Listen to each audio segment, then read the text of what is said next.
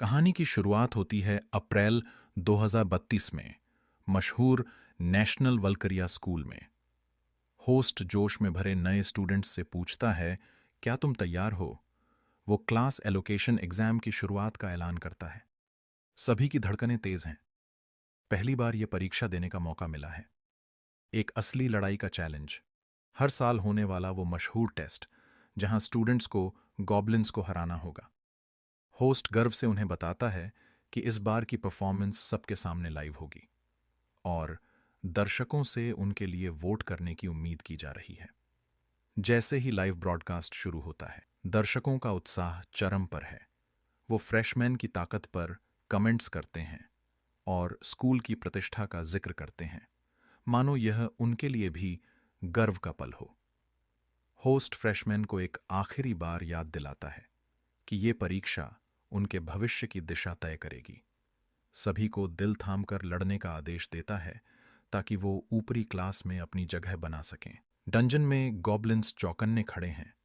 उनके चेहरे पर एक अजीब डर दिख रहा है। अचानक लाल बालों वाला एक लड़का गॉन्टलेट से एक गॉब्लिन पर टूट पड़ता है। दर्शकों की आंखें चौंधियां जाती हैं और वो हैरानी से सोचते हैं, क्या इस रैलीक में कोई जादुई शक्ति है? तभी एक लंबी सफेद बालों वाली लड़की हल्के से अपनी तलवार से गॉब्लिन को एक ही वार में काट देती है। दर्शक खुशी से चीख पड़ते हैं।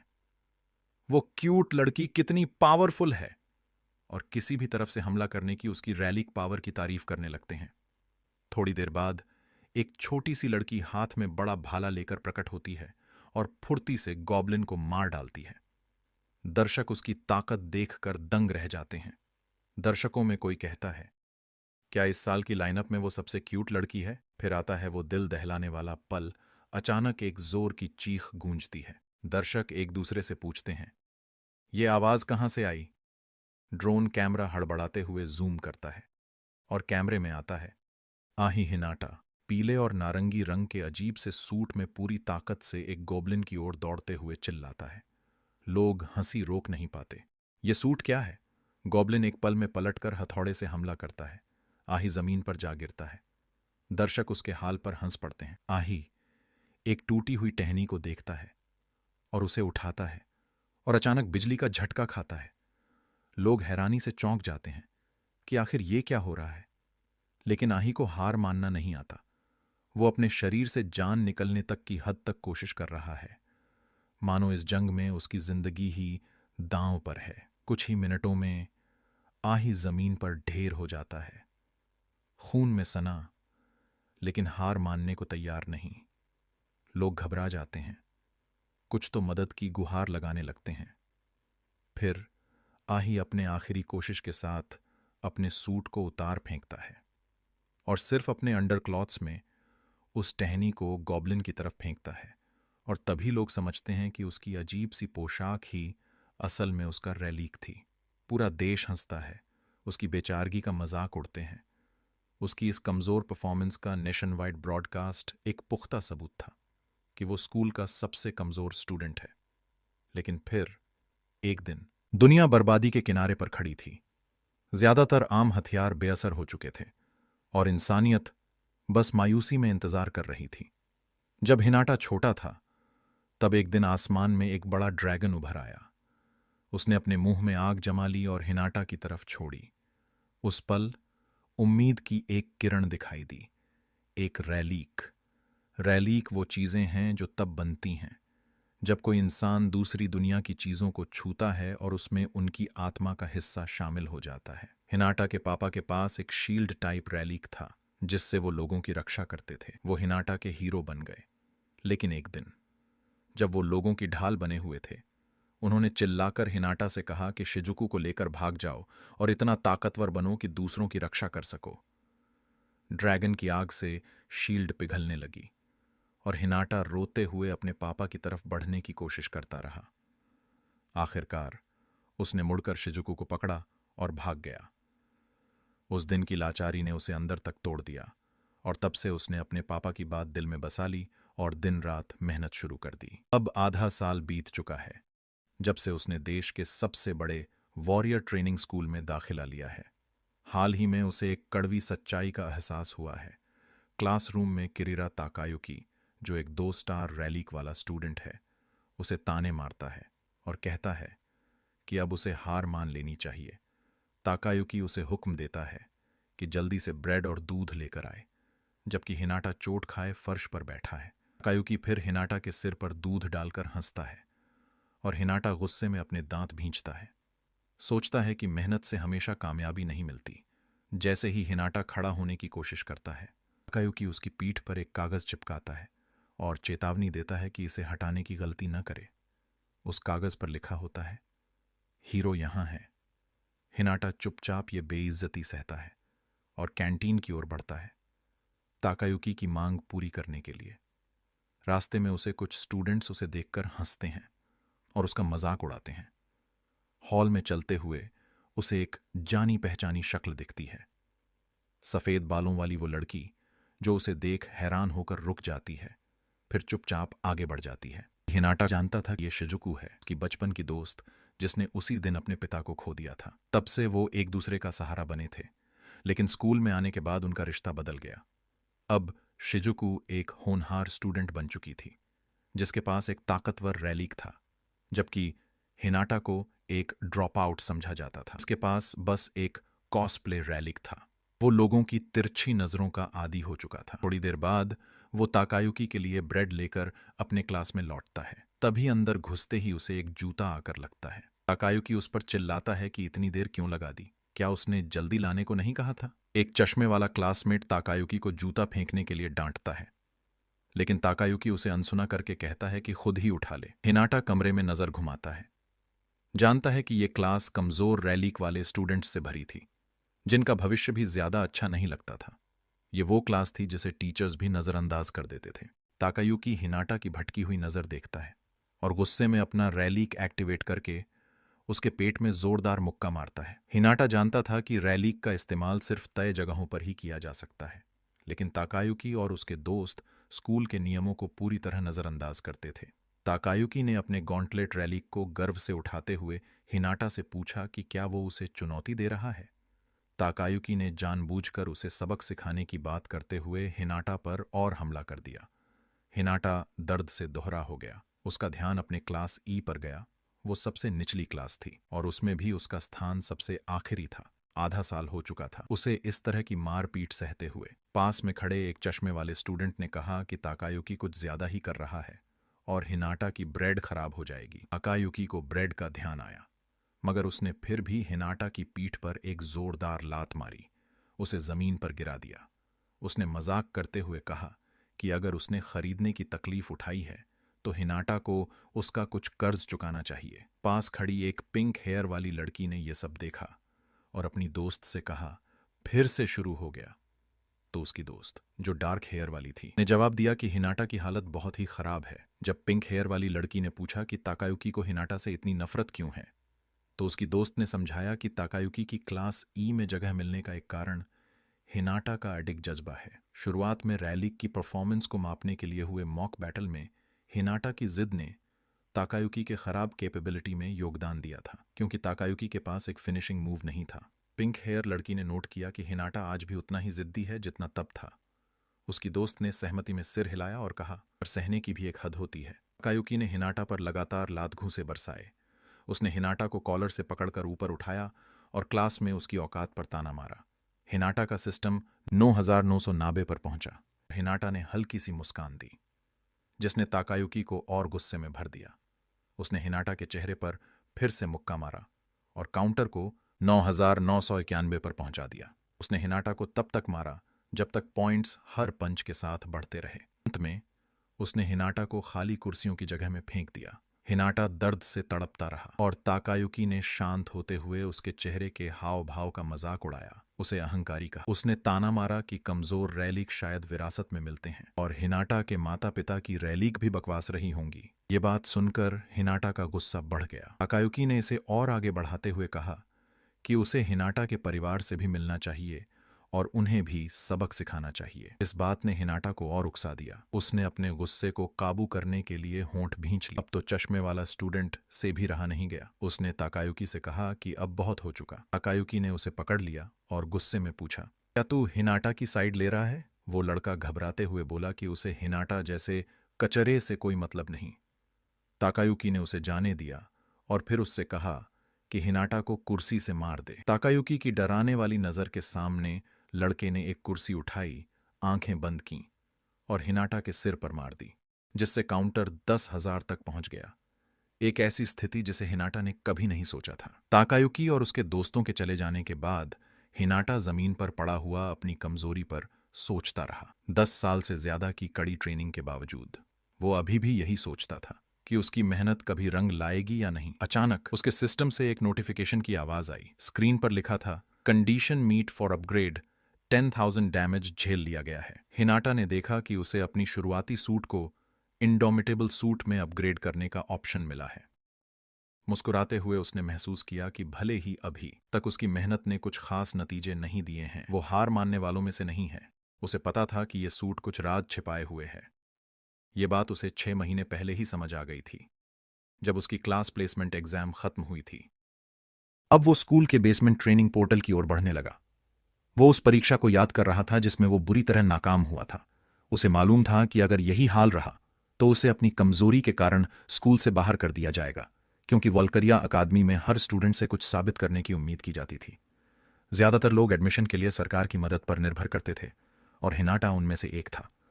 और उसे यह भी समझ आ गया था कि सेक्रेड रेलिक्स समय के साथ और मजबूत हो सकते हैं।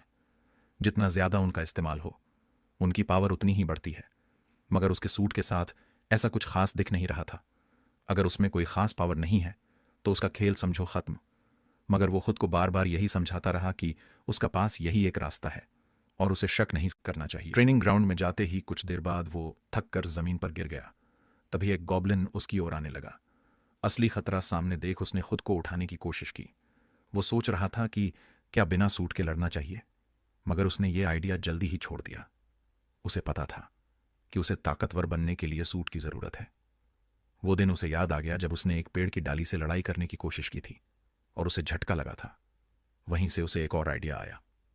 हिनाटा ने गॉब्लिन पर झपट्टा मारा। गॉब्लिन ने अपना हथौड़ा उठाया उसे मारने के लिए, मगर हिनाटा ने अपने हाथों से उसे रोक दिया और कसकर पकड़ लिया। सूट ने उसे फिर से वार्निंग दी कि वो हथियार को पकड़ नहीं सकता, और एक बार फिर उसे झटका लगा। दर्द के बावजूद उसने हथौड़े को नहीं छोड़ा। हार मानने का कोई इरादा नहीं था। गॉब्लिन भी उसके साथ बिजली का झटका खा रहा था। थोड़ी देर बाद उसने हथौड़ा छोड़ दिया और देखा कि गॉब्लिन बेहोश होकर गिर गया, फिर उसकी आंखों के सामने गायब हो गया।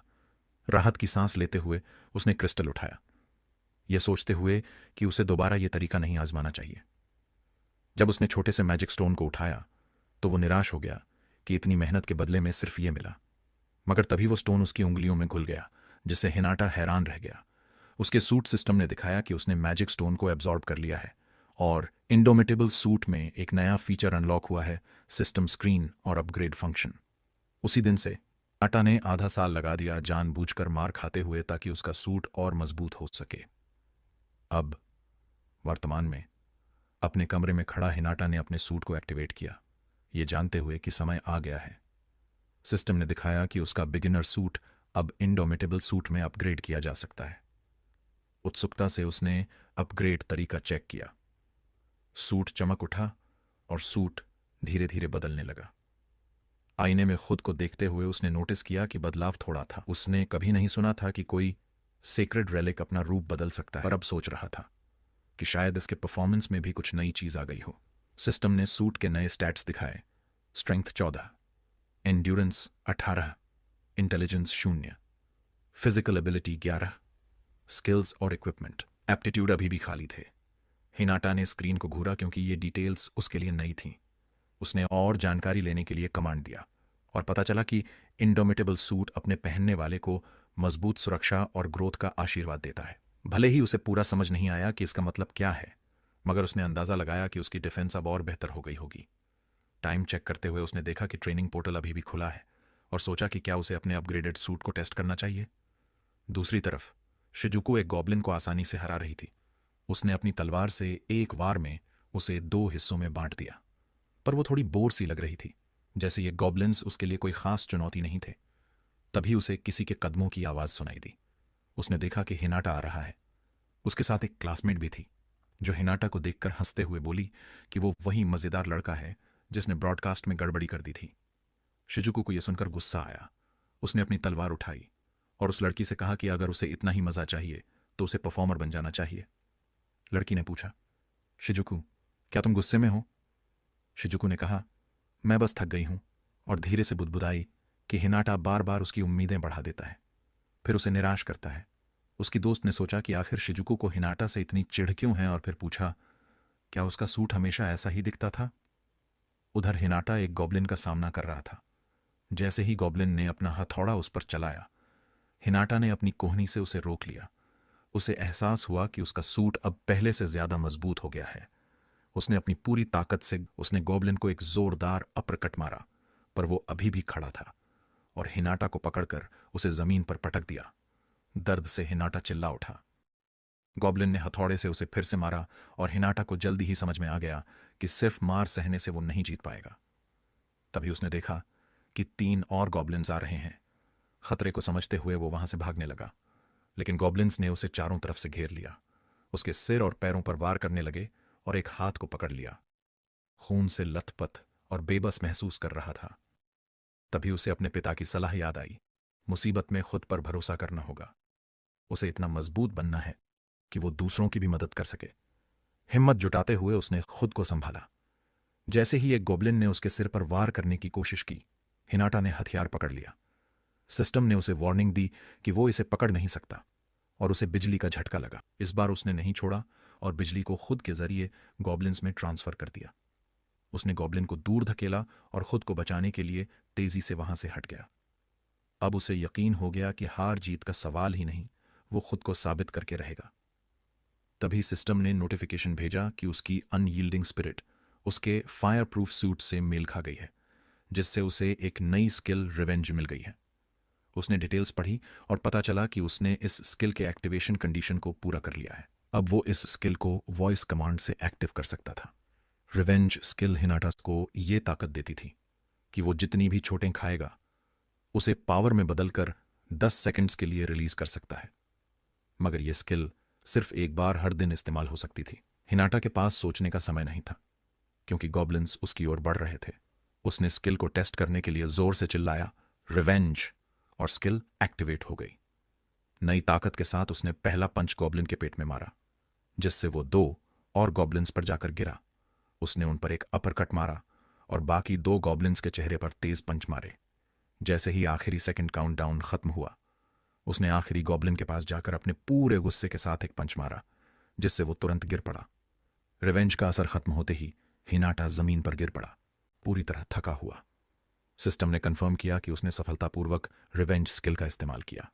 हिनाटा ने सोचा कि यह स्किल मुश्किल हालातों में उसके लिए बहुत काम आ सकती है, हालांकि इसकी लिमिट्स इसे थोड़ा जोखिम भरा बनाती हैं। हिनाटा ने समझा कि हर बार ऐसे रिस्की तरीके पर भरोसा नहीं किया जा सकता। उसने अभी अपने सूट की खासियतों को पूरी तरह समझा भी नहीं था। गॉब्लिन्स के पीछे छोड़े गए एक मैजिक स्टोन को उठाते ही उसका सूट उसे तुरंत अब्जॉर्ब कर गया और नोटिफिकेशन आया कि इंडोमिटेबल सूट ने अपना पहला मैजिक स्टोन अब्जॉर्ब कर लिया है। इससे कुछ नई चीजें अनलॉक हुई। विल पावर रीइंफोर्समेंट, एक पैसिव स्किल, knacks, स्वॉर्ड्स और ब्लंट वेपन्स की प्रोफिशिएंसी, और डिफेंस और फिजिकल एबिलिटी में बढ़ोतरी। ये समझते ही कि वो और भी ताकतवर बन सकता है, हिनाटा के अंदर जोश और डिटर्मिनेशन की लहर दौड़ गई। 1 हफ्ते बाद ट्रेनिंग पोर्टल में एक बड़ा सा गॉब्लिन इधर उधर देख रहा था, अनअवेयर कि हिनाटा उसके ऊपर है। जैसे ही सही टाइम आया, हिनाटा ने अपनी रिवेंज स्किल एक्टिवेट करके गॉब्लिन के चेहरे पर जोरदार पंच मारा, जिससे वो तुरंत ही मर गया। गॉब्लिन का मैजिक स्टोन उठाते हुए हिनाटा को काफी सेटिस्फैक्शन मिला। उसने पहली बार एक हॉबगॉब्लिन को हराया था। सूट ने स्टोन को अब्जॉर्ब किया और एक नोटिफिकेशन आया जिसने कंफर्म किया कि उसने पहली बार हॉबगॉब्लिन को हराकर अपग्रेड की कंडीशन को पूरा कर लिया है। पास ही उसे गॉब्लिन का बड़ा सा हथौड़ा दिखा और उसने उसे उठाया। खुश हुआ कि इस बार उसे बिजली का झटका नहीं लगा। अब वो हथियार का इस्तेमाल कर सकता था। सिस्टम ने उसके नए रिवॉर्ड्स दिखाए, ब्लंट वेपन, सोर्ड और नकल proficiency level 1, impact resistance, armour aptitude, durability में 4 का इजाफा, स्ट्रेंथ और एथलेटिक एबिलिटी में भी 2 पॉइंट्स बढ़ गए। हिनाटा को लगा कि इतने मुश्किल ओपोनेंट को हराना वाकई वर्थ था और वो सूट के ट्रांसफॉर्मेशन को देखकर एक्साइटेड था। अब वो अपग्रेड लिस्ट को देख सकता था। अपग्रेड लिस्ट में और ताकत बढ़ाने की कंडीशंस थीं, ज्यादातर मॉन्स्टर्स को हराने पर आधारित। हर बार जब कोई कंडीशन पूरी होती, एक नई पावर सूट में जुड़ जाती। क्यूरियस होकर हिनाटा ने इम्पैक्ट रेजिस्टेंस पर टैप किया। इस स्किल से उसके ऊपर झटकों का असर कम हो जाएगा। उसने समझा कि रिवेंज के अलावा उसके पास ऑफेंसिव स्किल्स की कमी है और वो ये स्किल रेगुलरली यूज भी नहीं कर सकता। उसे लगा कि उसे और अपग्रेड्स चाहिए ताकि उसे अटैक के और तरीके मिल सकें, लेकिन उसे ये नहीं पता था कि इन्हें कैसे ट्रिगर करना है। लेटते हुए उसने अपने सूट की अपग्रेड्स के बारे में सोचा। उसे याद आया कि उसने रिवेंज को उस टाइम अनलॉक किया था जब अपग्रेड लिस्ट भी अवेलेबल नहीं थी। वो ये सोचने लगा कि आखिर इंडोमिटेबल सूट की कंडीशन कब पहली बार एक्टिवेट हुई थी। उसे याद आया जब उसने पहला मना क्रिस्टल एब्जॉर्ब किया था, लेकिन फिर उसे एक और मैसेज का ख्याल आया जिसमें अनयील्डिंग स्पिरिट का जिक्र था। उसने सोचा कि शायद इसका मतलब माइंडसेट या स्ट्रॉन्ग इमोशन से था। अगले दिन अस्पताल में हिनाटा ने एक पेशेंट के रूम का दरवाजा खटखटाया। अंदर उसकी छोटी बहन हिकारी उसे देखकर खुश हो गई और हिनाटा उसके बिस्तर के पास बैठ गया। उसने हिनाटा को अपना हाथ फ्लेक्स करके दिखाया कि वो डिस्चार्ज्ड होने के लिए अपनी ताकत बना रही है। हिनाटा मुस्कुराते हुए बोला, समझ गया, तुम मेहनत कर रही हो। फिर हिकारी ने अपने बेड के पास का पर्दा हटाते हुए पूछा, क्या तुम्हें नहीं लगता कि आज मम्मी थोड़ी बेटर दिख रही हैं? हिनाटा ने सिर हिलाकर सहमति जताई। 10 साल पहले हुई एक घटना के बाद हिनाटा की मम्मी कोमा में थीं। उन्हें कुछ खास मॉन्स्टर्स के वेनम के कारण क्रिस्टल डिजीज हो गया था, जिसका अब तक कोई इलाज नहीं था। उसकी बहन भी वेनम से अफेक्टेड थी, लेकिन उनकी मम्मी ने अपनी प्रोटेक्टिवनेस में उसे बचा लिया था। धीरे धीरे हिकारी की तबीयत सुधर रही थी और डॉक्टर कह रहे थे कि शायद अगले साल उसे डिस्चार्ज कर दिया जाएगा। लेकिन एक बात थी जो अभी भी चिंता का कारण बनी हुई थी। तभी एक आदमी सूट पहनकर अस्पताल के रूम में आया और हिनाटा की बहन हिकारी ने उसे आते ही बड़ी खुशी से ग्रीट किया। मिस्टर गिनगी ने हिकारी को देखकर कहा कि वो कितनी अच्छी लग रही है और उसे एक गिफ्ट दिया, एक टोकरी ताजे फलों की। फिर उसने हिनाटा की तरफ देखा और कहा कि काफी टाइम हो गया है, और उसने धीरे से कहा कि उन्हें अकेले में बात करनी चाहिए। दोनों लॉबी में गए, जहां गिंजी ने सीधा सवाल किया कि क्या हिनाटा ने उसका ऑफर एक्सेप्ट करने का मन बना लिया है। केगा गिंगी, फीनिक्स गिल्ड का मास्टर, जो मॉन्स्टर्स से लड़ने के लिए बनी थी, और वही गिल्ड जिसमें कभी हिनाटा के पिता भी थे।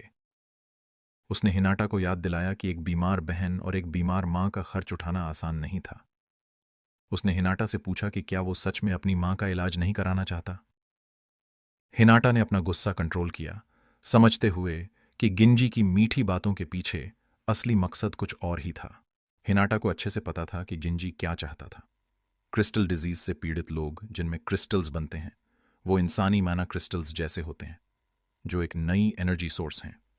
इन क्रिस्टल्स पर रिसर्च की बहुत डिमांड थी और इस बीमारी से पीड़ित लोग सीक्रेट तरीके से बेचे जाते थे। गिंजी असल में हिनाटा से उसकी मां को एक एक्सपेरिमेंट के लिए देने की बात कर रहा था। हिनाटा ने साफ साफ मना कर दिया। गिंजी ने हार नहीं मानी और उसे याद दिलाया कि उसके पिता की संपत्ति भी शायद खत्म हो रही होगी, और पूछा कि वो कब तक हॉस्पिटल का खर्च चला पाएगा। उसने ये भी कहा कि हिनाटा के लो लेवल रेलिक के साथ वो कभी भी अपनी फैमिली का पूरा खर्च नहीं उठा पाएगा, लेकिन हिनाटा ने मजबूती से जवाब दिया कि चाहे जितनी मुश्किल हो, वो अपने परिवार की रक्षा करेगा, जैसे उसने अपने पिता से वादा किया था। उसने गिंजी को चेतावनी दी कि हिकारी के सामने ये बात फिर कभी न छेड़े, जिस पर गिंजी ने हामी भरते हुए कहा कि वो भी नहीं चाहेगा कि हिकारी उससे नफरत करे। गिंजी ने गुस्से में एक खाली कैन को कचरे में फेंकते हुए कहा कि अगर कभी उसका मन बदले तो उसे बता दे। फिर वो वहां से चला गया। हिनाटा चुपचाप अपनी बहन और मां के पास लौट आया। उसने चुपचाप अपने परिवार की रक्षा करने का वादा किया और सोचा कि अपने पिता के सपनों को पूरा करना है। हिकारी ने उससे पूछा कि वो और गिंजी क्या बात कर रहे थे, लेकिन उसने कहा कि ये एक सीक्रेट है। उसने सोचा कि अगर उसे सच में अपने परिवार का भविष्य सुरक्षित करना है तो उसे एक अच्छा गिल्ड ज्वाइन करके बहुत सारा पैसा कमाना होगा। अपनी मां के पास बैठकर उसने ये फैसला किया कि उसे अब बहुत ज्यादा स्ट्रांग बनना पड़ेगा। बाद में जब वो सड़क पर चल रहा था तो उसने अपना फोन चेक किया और देखा कि स्कूल का ट्रेनिंग पोर्टल अभी भी खुला है। उसने फैसला किया कि वो अपनी ट्रेनिंग जारी रखेगा और ब्रेक नहीं लेगा। उसी समय उसे पास ही एक लड़की के चिल्लाने की आवाज सुनाई दी। उसने देखा कि एक गली में कुछ स्टूडेंट्स एक यंग लड़की को परेशान कर रहे थे। उसने पहचान लिया कि वो शायद उसकी क्लासमेट याकुमो अकेन थी। थोड़ी देर के लिए उसने सोचा कि उसे इस मामले में नहीं पड़ना चाहिए और ये सोचकर चलने लगा कि ये उसकी प्रॉब्लम नहीं है। तभी उनमें से एक लड़के ने आकेन को ताना मारते हुए कहा कि अब ड्रामा करने का कोई फायदा नहीं है और उनके सीनियर्स उसका इंतजार कर रहे हैं। आकेन ने कन्फ्यूजन में पूछा कि वो क्या कह रहे हैं। उसके पीछे खड़ी लड़कियां उसे ताने मारने लगीं और कहा कि क्या वो सच में कुछ नहीं समझ रही है। एक और लड़के ने पूछा कि क्या उसने पहले ये सब नहीं किया, जिस पर आकेन ने जवाब दिया कि उसे नहीं पता कि वो क्या कह रहे हैं और ये सब एक गलतफहमी है। हाथ पकड़े हुए लड़के ने जोर देकर पूछा कि वो क्या गलतफहमी कह रही है और कहा कि उसने उसके बारे में कुछ बातें सुनी हैं जो किसी जानकार ने बताई हैं। उसने इशारा किया कि अगर ये बातें स्कूल में फैल गईं तो ये उसके लिए मुश्किल खड़ी कर सकता है, जिसे सुनकर आकन थोड़ी घबरा गई। उस लड़के ने उसे भरोसा दिलाते हुए कहा कि अगर वो बस उनके साथ थोड़ी देर घूम ले तो वो उसे जाने देंगे। तभी दूसरे ने हंसते हुए बोला कि उसे इससे कुछ पैसे भी मिल सकते हैं और बताया कि एक सीनियर को उसका लुक और फिगर काफी पसंद है। आकन चुपचाप खड़ी थी, पर फिर उसने उस लड़के के मुंह पर थूक दिया और गुस्से में मिडिल फिंगर दिखाते हुए बोली, दूर रहो मुझसे। उसके पीछे खड़ी लड़कियां हंसते हुए बोलीं, यार ये तो बड़ी तेज है। गुस्से में वो लड़का अपने चेहरे को पोंछते हुए उसकी कॉलर पकड़ लेता है और चिल्लाता है कि वो इतना मासूम बनने का नाटक बंद कर दे और उनके साथ चले। आकन ने उसे पीछे धकेला और चिल्लाई, हाथ मत लगाना। वो जोर से बोली कि उसने कुछ भी गलत नहीं किया है, जो तुम सब लोग ये इल्जाम लगा रहे हो। लड़का फिर से उसे पकड़ने के लिए बढ़ा, पर तभी किसी ने बीच में हाथ डाल दिया। हिनाटा वहां पहुंच गया। उस लड़के का हाथ पकड़ते हुए उसे रोका। आकन के लिए ये एकदम शॉकिंग था कि हिनाटा वहां था। लड़के ने अपना हाथ खींचा और हिनाटा के स्कूल यूनिफॉर्म को देखा। उनके साथ खड़ी लड़कियों ने हिनाटा को पहचान लिया। एक ने मुंह बनाते हुए कहा, अरे ये तो क्लास ई का सबसे कमजोर लड़का है और इसकी जो रिलिक है वो भी किसी कॉस्प्ले जैसी लगती है। उस आदमी ने रिलैक्स होकर कहा, अरे ये तो वही है जिसने ब्रॉडकास्ट एक्सीडेंट किया था। और हिनाटा से कहा कि उनकी आकन से कुछ बात है और वो अलग हो जाए। पर हिनाटा वहीं खड़ा रहा, आकन के सामने जैसे ढाल बन गया। गुस्से में लड़के ने उसे क्लासी कीड़ा कहकर ताना मारा और पूछा, तू खुद को क्या समझता है? आकन को चिंता हुई कि शायद हिनाटा को पता नहीं कि ये लोग क्लास सी के हैं और उसने सोचा कि शायद वो इन लोगों के सामने टिक नहीं पाएगा। पर आकन को हैरानी हुई जब हिनाटा ने उस लड़के के पंच को एकदम फुर्ती से डॉस किया, उसका हाथ पकड़ लिया और उसे नीचे खींचकर उसके पेट पर घुटने से मारा। जैसे ही लड़का गिरने लगा, हिनाटा ने अपनी कोहनी से उसकी पीठ पर एक जोर का वार मारा, जिससे वो दर्द से चिल्ला उठा। आकन हैरानी में खड़ी रही जब हिनाटा ने बाकी लोगों की तरफ देखा। उधर वल्किरिया एकेडमी के किक बॉक्सिंग क्लब में शिजुकू अपने ट्रेनर के साथ प्रैक्टिस कर रही थी। वो अपने सामने खड़े ट्रेनर को चुपचाप देख रही थी। जब उसने एक पंच उसकी ओर फेंका, शिजुकू ने तुरंत उसे डिफ्लेक्ट किया, अपने पैर को तेजी से उठाया और उसके सिर की ओर एक किक मारी, लेकिन हेड के पास पहुंचते ही रुक गई। उसने अपना पैर नीचे किया और उसका स्पैरिंग पार्टनर ताकाहाशी ने हार मानते हुए उसकी स्किल्स की तारीफ की। शिजुकू ने थैंक यू कहा, जिस पर ताकाहाशी ने कहा कि उसकी मार्शल आर्ट्स स्किल्स वाकई इंप्रेसिव हैं। उसने ये भी कहा कि उसने सुना था कि शिजुकू का सीक्रेट आर्टिफैक्ट भी टॉप लेवल का है और वो काफी मेहनती है। शिजुकू ने जवाब दिया कि हमेशा सुधार की गुंजाइश रहती है और बोली कि उसका टारगेट सिंपल है, मार्शल आर्ट्स में बेहतरीन बनना, क्योंकि उसके पास गर्व करने को कुछ और नहीं है। वापस गली में हिनाटा ने खुद को आकन के सामने प्रोटेक्टिवली पोजीशन में खड़ा कर दिया। आकन हैरान होकर देख रही थी। उसे याद आया कि हिनाटा पहले कितना कमजोर था। तभी एक और लड़का जिसने कैप पहनी थी हिनाटा की तरफ हमला करने के लिए भागा, पर हिनाटा ने जल्दी से उसे टैकल कर दिया और उसे जमीन पर पटक दिया। फिर एक और लड़का उसे पीछे से पकड़ने की कोशिश करता है, लेकिन हिनाटा ने उसे पेट में कोहनी मारी। जैसे ही वो आदमी अपने पेट को पकड़कर झुका, हिनाटा ने उसकी सर पर एक तेज किक मारी, जिससे वो लुढ़क गया। आकन को अब समझ में आया कि बिना सेक्रेड आर्टिफैक्ट के भी हिनाटा काफी स्ट्रांग था। हिनाटा ने उन लोगों से पूछा कि क्या वो लड़ाई जारी रखना चाहते हैं। वो एक आदमी का सामना कर ही रहा था कि उसने नोटिस नहीं किया कि पहले वाला लड़का, जिसने अपनी रेलिक एक्टिवेट कर ली थी, उसके पीछे से हमला करने को तैयार था। उस आदमी ने हिनाटा की कॉन्फिडेंस देखकर गुस्से में उस पर एक शॉट फायर किया। खुशकिस्मती से हिनाटा ने टाइम रहते गोली की आवाज सुनी और अपने हाथों से उसे ब्लॉक कर लिया। हालांकि उस शॉट की ताकत से वो थोड़ा पीछे गिरा, लेकिन फिर भी सेफ लैंड किया। उसने अपने हाथों को देखा जो बिल्कुल सही सलामत थे, और थोड़ा हैरान हो गया। शूटर ने गुस्से में कहा कि शायद निशाना चूक गया, लेकिन गोली की आवाज सुनकर कुछ लोग गली की तरफ देखने लगे और उनमें से कुछ ने पुलिस को कॉल कर दिया। उन लड़कों के साथ आई लड़कियां चिल्लाई कि उन्हें भाग जाना चाहिए वरना पुलिस आने पर बड़ी मुसीबत होगी। गुस्से में वो लड़के हिनाटा को धमकी देते हुए वहां से भाग गए। हिनाटा चुप रहा, बस अपने हाथ को देखता रहा। आकन धीरे धीरे उसके पास आई और पूछा, क्या तुम ठीक हो? वह अटैक तुम्हें सीधा कर लगा था? हिनाटा ने कहा, हाँ मैं ठीक हूं। लेकिन वह यह सोचने से अपने आप को रोक नहीं पा रहा था कि उस अटैक ने उसे कोई नुकसान क्यों नहीं पहुंचाया। शायद वो अटैक किसी कम कमजोर हिस्से पर लगा हो। हिनाटा मुड़ते हुए आकन से बोला, मैं जा रहा हूं, लेकिन उसने उसे रोका। आकन ने पूछा, क्या तुम नहीं जानना चाहते कि मैं उस हालत में क्यों थी? हिनाटा ने जवाब दिया, क्या तुम चाहती हो कि मैं पूछूं? आकन चुप रही, फिर बोली, नहीं जरूरी नहीं। हिनाटा शॉगल किया और बोला, सबकी कुछ बातें होती हैं जो वो नहीं बताना चाहती, और फिर चल पड़ा। आकन ने उसे पीछे से आवाज दी, तुमने मेरी मदद क्यों की जब मैंने तुम्हारे लिए कभी कुछ नहीं किया? हिनाटा ने बस उस फूलों के गुलदस्ते की ओर इशारा किया जो आकन के हाथ में थे, और पूछा, क्या तुम अस्पताल में किसी को मिलने जा रही हो? फिर हिनाटा बोला, जल्दी जाओ, वक्त न निकल जाए। आकन हैरान हो गई और हिनाटा को जाते हुए देखा। उसे अब समझ में आया कि पहले जो हिनाटा को वह कमजोर समझती थी, अब शायद वह वाकई में एक ताकतवर इंसान हो सकता है। अगले दिन स्कूल के हॉलवे में हिनाटा चुपचाप चल रहा था जब अचानक किसी ने उसकी पीठ से टाप मारा। वो आकन थी जो उसे पिछले दिन की मदद के लिए धन्यवाद कह रही थी। वो धन्यवाद कह ही रही थी कि एक और लड़की आई और पूछा, क्या हुआ था? आकन कुछ बताने वाली थी कि तभी अचानक एक अटैक हिनाटा के सिर के पास से गुजरा और हिनाटा गिर पड़ा। वही लड़के जो कल मिले थे अब उसके पास आ रहे थे, हंसी उड़ाते हुए और कहते हुए, तेरा पीटने का टाइम अब आ गया है। लेकिन तभी आकन की दोस्त हैरान होकर बुदबुदाई, हिनाटा ने क्या किया था कि ये लोग उसके दुश्मन बन गए? आकन उन लड़कों से गुस्से में चिल्लाई, अगर तुम्हें कुछ कहना है तो सीधे मुझसे कहो, मुझे उससे कोई फर्क नहीं पड़ता। लेकिन एक लड़के ने उसे एक तरफ धक्का दे दिया और बोला, तुम्हें अभी हमारे काम में कोई भी दखल नहीं देनी चाहिए। बीनी पहने लड़के ने हिनाटा से कहा, कल जो हुआ था वो बस इंटरप्ट हो गया था, पर अब स्कूल में तो हम जो चाहें वो कर सकते हैं। हिनाटा ने उठते हुए कहा, तुम लोग तो ठीक वैसे ही लगते हो जैसे क्लास ई के लूजर्स जो बिना किसी वजह के लोगों को परेशान करते हैं। ये सुनते ही वो लड़का गुस्से में आकर हिनाटा को एक पंच मारता है, चिल्लाते हुए, तुम हमें कचरा मत कहो। हिनाटा ने उसे किक करने की कोशिश की, लेकिन तभी एक सुनहरी बड़ी रोबोटिक हाथ आकर उसकी किक को ब्लॉक कर देती है। उस लड़के ने गर्व से कहा, तुम मेरी सेक्रेड आर्टिफैक्ट के मुकाबले कुछ नहीं हो। फिर उसने हिनाटा का एक पैर पकड़कर उसे उल्टा उठा लिया। बीनी पहने लड़के ने कहा, अब मैं इसे स्कूल से लेकर ग्रेजुएशन तक परेशान करूंगा। अचानक एक अटैक बीनी पहने लड़के को आकर लगा।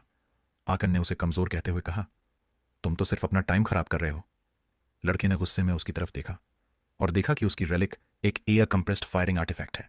उसने हंसते हुए कहा, तुम्हारा रेलिक भले ही मेरी तरह एक एमिशन टाइप हो, पर यह मेरी तुलना में बहुत ही कमजोर है। बीनी पहने लड़के ने अपनी रेलिक को हिनाटा की तरफ एम किया और पूछा, तुम देखना चाहते हो फर्क? फिर उसने हिनाटा को पेट में गोली मारी। इससे हिनाटा का पैर छूट गया और वह जमीन पर खिसकते हुए गिर पड़ा। आकन चिल्लाई, तुम क्या कर रहे हो? लेकिन लड़के ने शांति से कहा, मत घबराओ, मैंने बस इसे थोड़ा चोट पहुंचाई है ताकि ये सब सही लगे। तभी ताकायुकी और चश्मे वाले लड़का वहां से गुजरते हुए ये सब देख लेते हैं। हिनाटा ने खुद को जमीन से उठाया, हैरान होकर यह महसूस करते हुए कि उसे कोई दर्द नहीं हो रहा, ठीक वैसे ही जैसे कल उसे दर्द नहीं हुआ था।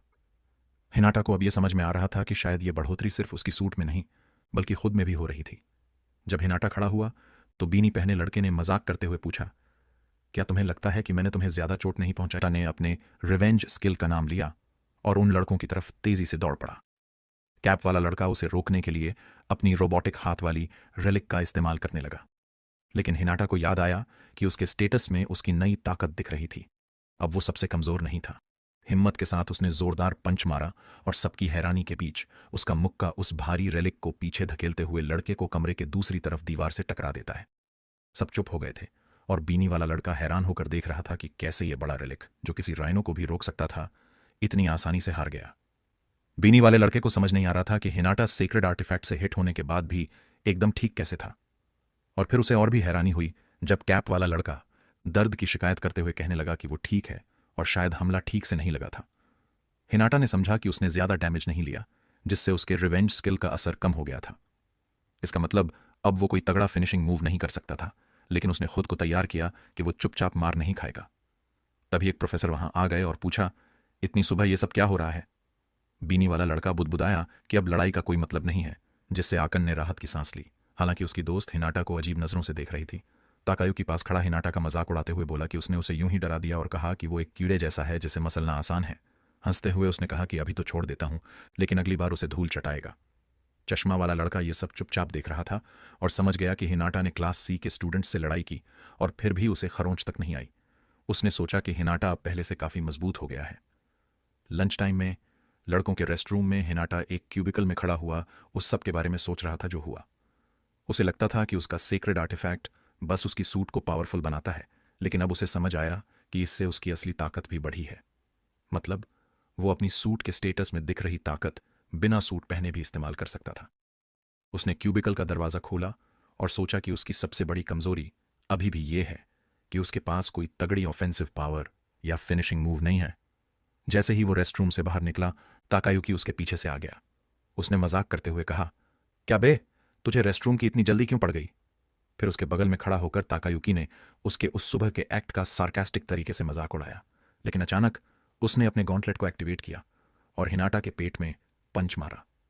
हिनाटा को दर्द तो नहीं हुआ। इसके बाद ताकायुकी ने उसे ताना मारते हुए बोला कि मजा खराब मत कर, और उसे तुरंत जाकर उसके लिए खाना लाने को कहा। जैसे ही वो आगे बढ़ा, चश्मा वाला लड़का ये सीन देख रहा था और समझ गया कि ताकायुकी का पंच हिनाटा पर असर नहीं डाल सका जैसा उसने सोचा था। अब साफ था कि हिनाटा कुछ छुपा रहा था और वो पहले से ज्यादा ताकतवर हो गया है। हिनाटा ने ताकायुकी को गुस्से में घूरा, निराश कि वो उस दिन अपना रिवेंज स्किल दोबारा नहीं यूज कर सकता। ताकायुकी को हिनाटा का वो गुस्से वाला लुक पसंद नहीं आया और उसने पूछा, तेरा प्रॉब्लम क्या है? हिनाटा ने अपने हाथ कस के बंद कर लिए। उसके अंदर जोर से पलटकर जवाब देने का मन था, लेकिन तभी आकन वहां आ गई और उन्हें रुकने के लिए बोली। ताकायुकी हैरान होकर पूछता है, अब तुझे क्या चाहिए? और फिर मजाक में कहता है कि शायद वो फिर से हिनाटा को डिफेंड करने आई है। थोड़ा झुकते हुए ताकायुकी ने कहा, लगता है तुझे हिनाटा को बचाने का बहुत शौक है ना? आकन ने उसे शांत नजरों से देखा और कहा, तुम एक लड़की को मारने वाले हो क्या? और जोड़ते हुए बोली, वैसे भी ये करना थोड़ा बेकार लगेगा, है ना? ताकायुकी गुस्से में दांत कसमसाते हुए मुड़ा और चश्मे वाले लड़के को साथ चलने का इशारा किया। लड़के ने सिर हिलाकर हामी भर दी और वो दोनों वहां से चले गए। उनके जाते ही अकैन ने हिनाटा से पूछा कि वो ठीक है, और उसने कहा, हां, सब ठीक है। फिर अकैन ने साफ कर दिया कि वो किसी का साइड नहीं ले रही और बोली कि ताकायुकी से निपटना उसे खुद ही होगा। जिसके बाद उसने बताया कि क्लास सी के लड़के उसे इसलिए टारगेट कर रहे थे क्योंकि उसने हिनाटा को इसमें घसीटा और इसलिए वह माफी मांगना चाहती थी। हिनाटा ने उसे टालते हुए कहा कि इसकी कोई जरूरत नहीं है, उसने खुद ही ये सब झेला।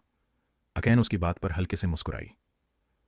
थोड़ी देर बाद पुल पर चलते हुए अकैन ने अपनी कहानी बताई। उसने कहा कि उसके पापा दूसरी दुनिया के मॉन्स्टर्स से लड़ते थे, लेकिन एक दिन एक बड़ा मॉन्स्टर उन्हें हरा गया और तब से वो बिस्तर पर हैं। उनके घर की हालत खराब हो गई थी और उसकी मां अलग अलग मर्दों से मिलकर उन्हें सपोर्ट करने लगी।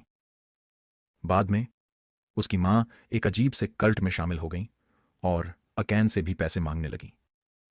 हालांकि अकैन अपनी मां की कोशिशों की कदर करती थी, लेकिन इन फैसलों को समझ नहीं पाई। इसलिए उसने अकादमी में दाखिला लिया ताकि ये सब पीछे छोड़ सके। उसने बताया कि वो अपने पापा की तरह बड़ी योद्धा बनना चाहती है और फ्रंट लाइंस पर जाकर पैसे कमाना चाहती है। लेकिन फिलहाल वो क्लास ई में है, तो उसका सपना थोड़ा मुश्किल लग रहा था। क्लास सी के लड़के उसकी हालत को जानते थे और पैसे देकर मदद की बात करते रहे, लेकिन उसने हमेशा मना कर दिया। जब हिनाटा ने पूछा कि वो ये सब क्यों बता रही है, तो उसने कहा कि बिना वजह उसे इसमें घसीटना गलत होता। उसने हिनाटा से वादा लिया कि वो ये सब किसी को नहीं बताएगा, और हिनाटा ने हंसते हुए हामी भरी। उसने बताया कि आज क्लास सी के लड़के शांत थे, लेकिन शायद उन्होंने लंच टाइम में उससे लड़ने का प्लान बनाया था। हिनाटा ने हामी भरी और उसने उसे सतर्क रहने को कहा। हिनाटा ने जवाब में अकैन को खुद सावधान रहने को कहा। जाते जाते उसने कहा कि उसे तुम नहीं बल्कि अकैन बुलाए। हिनाटा मुस्कुराता हुआ उसे जाते देखता रहा।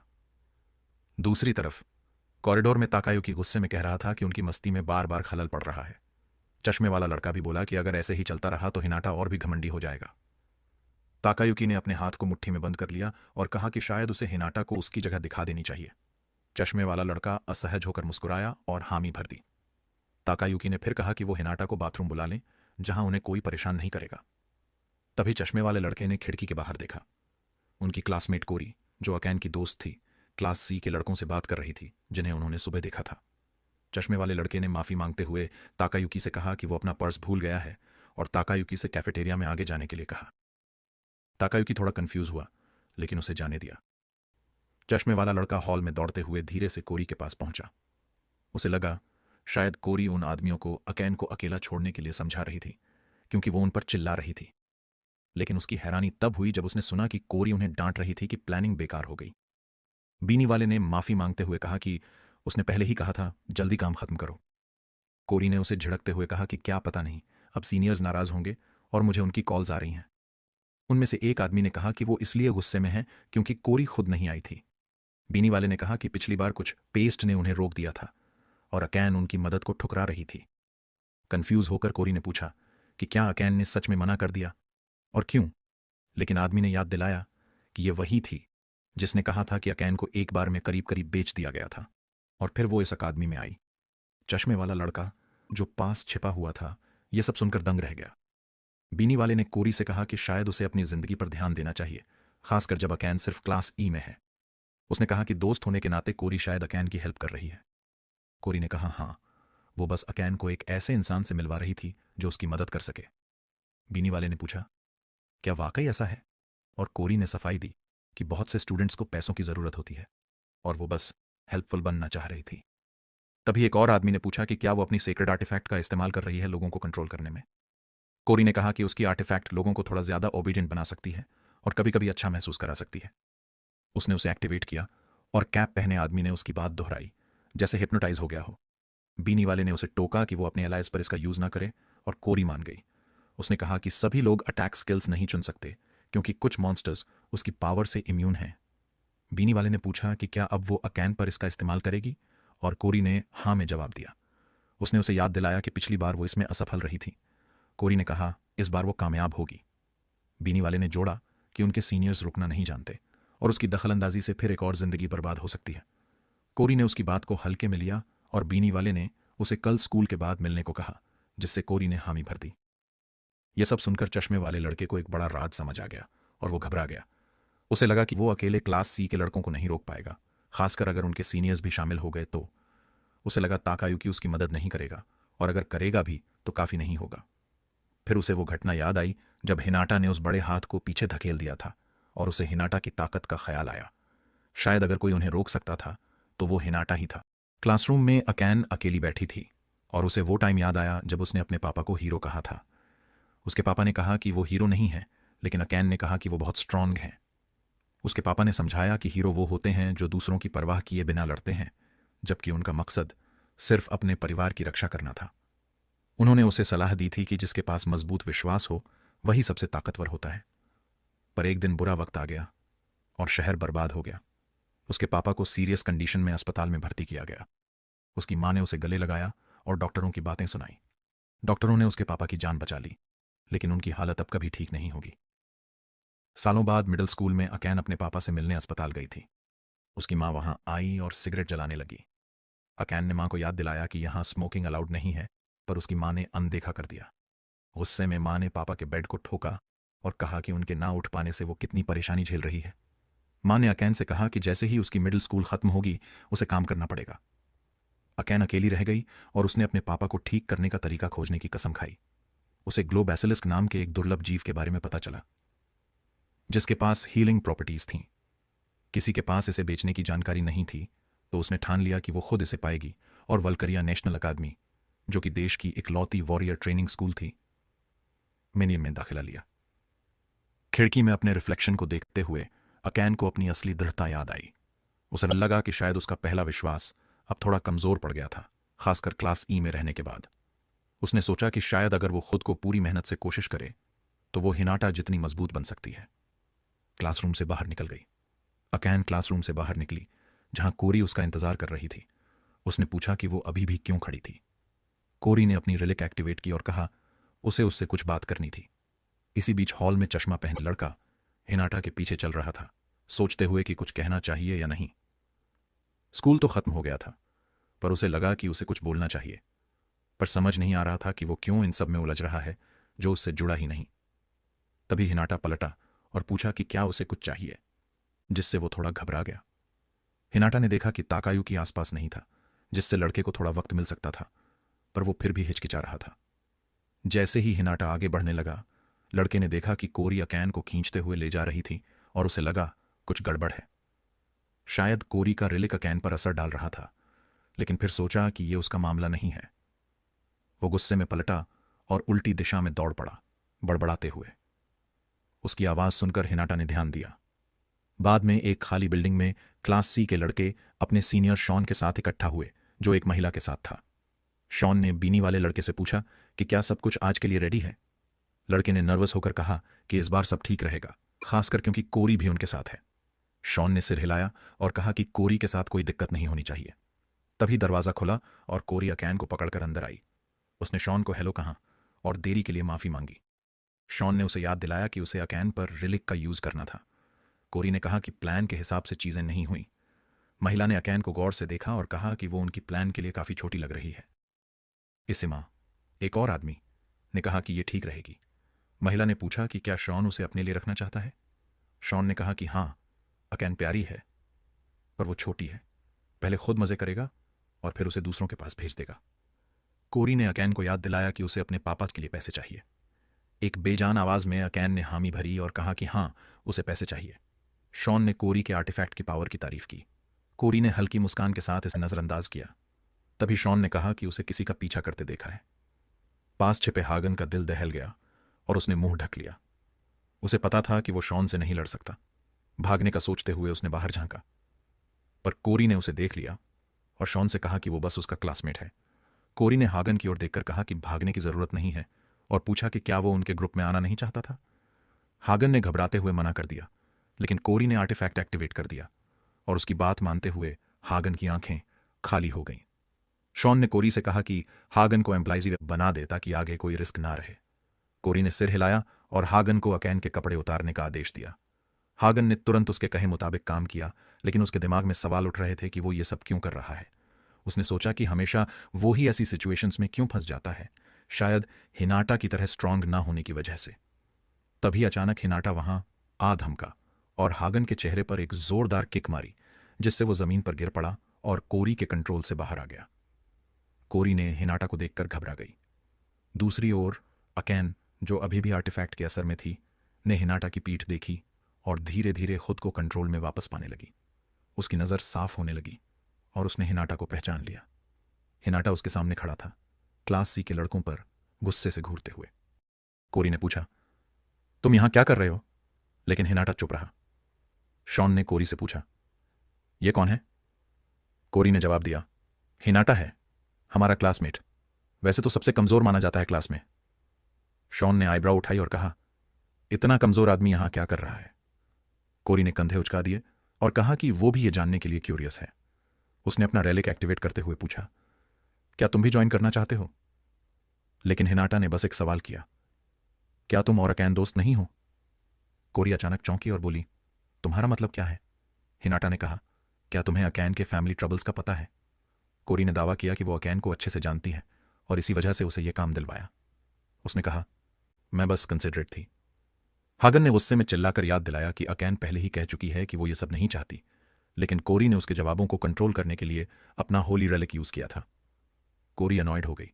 सोच रही थी कि शायद पहले वाले हिट ने हागन को उसके कंट्रोल से बाहर कर दिया, पर अब देख रही थी कि आखिर हिनाटा पर उसका रेलिक कब काम करेगा। हिनाटा ने हागन की तरफ देखते हुए कहा, तुम्हें मुझसे कुछ कहना था, है ना? शायद अगर ताकायुकी पूछता तो तुम ज्यादा विलिंग होते। हिनाटा ने यह भी कहा कि अगर उसके पास कुछ कहने को है तो वो सुनने को तैयार है।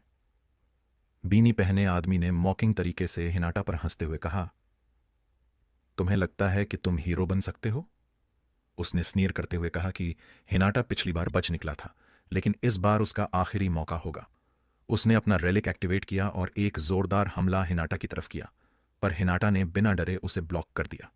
हमला उसके हाथ से टकराया और ऊपर की तरफ उछल गया। कोरी स्टंट थी और शॉन ने हिनाटा को नई सीरियसनेस के साथ देखा। बीनी वाले आदमी ने इसे लक कहकर हल्का करने की कोशिश की, पर शॉन ने कहा कि यह लक से ज्यादा है। उसने कोरी से हिनाटा के रेलिक के बारे में पूछा और कोरी ने कहा कि उसने अस्यूम किया था कि उसमें कोई खास पावर नहीं है। शॉन समझ गया कि कोई भी होली रेलिक बिना पावर के नहीं होता, यानी हिनाटा कुछ छुपा रहा था। कोरी ने अपने रेलिक की पावर और बढ़ाई, लेकिन हिनाटा पर इसका कोई असर नहीं पड़ा। वो कंफ्यूज थी। रेलिक का असर कितना भी स्ट्रांग इंसान क्यों ना हो, उस पर इवेंचुअली काम करना चाहिए था, लेकिन हिनाटा की विल पावर की वजह से उसकी मेंटल रेजिस्टेंस इंटैक्ट थी। तभी कैप पहने आदमी का जायंट हैंड रेलिक हिनाटा के ऊपर आ गया, लेकिन हिनाटा ने उसे टाइम पर देख लिया और कूद कर बच गया। कैप वाले ने गुस्से में उसे कोसा कि उसने उसके हमला को नोटिस कर लिया। हिनाटा ने गुस्से में उन सबको चिल्लाकर पूछा कि क्यों वो अपने रेलिक्स का गलत इस्तेमाल कर रहे हैं। उसने रिमाइंड कराया कि रेलिक्स का पर्पस लोगों को अदर रेल्म्स के मॉन्स्टर्स से बचाना था, ना कि दूसरों को हर्ट करना। शॉन ने बस हंसते हुए कहा, और बाकियों ने भी हिनाटा का मजाक उड़ाया, उसकी आइडियलिज्म पर टॉन्ट करते हुए। शॉन ने गंभीर होकर पूछा, तुम सच में नहीं समझते कि दुनिया कैसे चलती है? उसने समझाया कि बस कुछ ही लोग गवर्नमेंट सैंक्शनड गिल्ड्स में जा सकते हैं और ज्यादातर लोग अपने होली रेलिक्स से लिविंग नहीं कमा सकते। उसने पूछा कि क्या हिनाटा को पता है रेलिक पाने में कितना एफर्ट लगता है, और कहा कि इसे पैसे कमाने के लिए यूज करना फूलिश नहीं है। हिनाटा ने अपने रेलिक को एक्टिवेट किया। शॉन ने कहा कि हिनाटा अकेला नहीं है इस सोच में, कई लोग दोस्तों को भी पैसे के लिए बेच देंगे, इसे एक वाइज डिसीजन कहते हुए। हिनाटा के पीछे खड़ी अकैन की आंखें आंसुओं से भर गईं, शॉन की बातों से टूटते हुए। शॉन ने फिर मॉकिंगली कहा कि बिना गारंटी के मेहनत करना बेवकूफों की चॉइस है। इस बात ने हिनाटा को पूरी तरह गुस्से में भर दिया। उसने शॉन पर हमला करने के लिए पंच फेंका, लेकिन कैप वाले का जायंट हैंड रेलिक उसके पंच को ब्लॉक कर गया। कैप वाले ने उसे मॉक करते हुए कहा, कितना बुरा है, और शॉन ने डिसअपॉइंटमेंट के साथ सिर हिलाते हुए कहा कि उसे हिनाटा से और ज्यादा उम्मीद थी। गुस्से में हिनाटा ने अपने हाथ और टाइट किए, जायंट हैंड को बार बार मारते हुए। वो सोच रहा था कि शॉन और बाकी लोग कमजोरों को कैसे परेशान करते हैं, जब तक कि उनमें कुछ बचता ही नहीं। एक फाइनल गुस्से वाले पंच के साथ उसने रेलिक को पूरी ताकत से मारा, अपने अंदर उनके एरोगेंस पर बॉइलिंग एंगर के साथ। तभी अचानक सिस्टम एक्टिवेटेड हुआ और हिनाटा को नोटिफाई किया कि उसके बढ़ते गुस्से ने एक फोर्स्ड अपग्रेड को ट्रिगर किया। जैसे ही जायंट हैंड फिर से उसे ब्लॉक करने आया, हिनाटा की मुट्ठी ने इतनी ताकत से वार किया कि रेलिक उड़ते हुए बीनी वाले आदमी को पास के टैंक में धक्का दे दिया और वो चिल्लाया।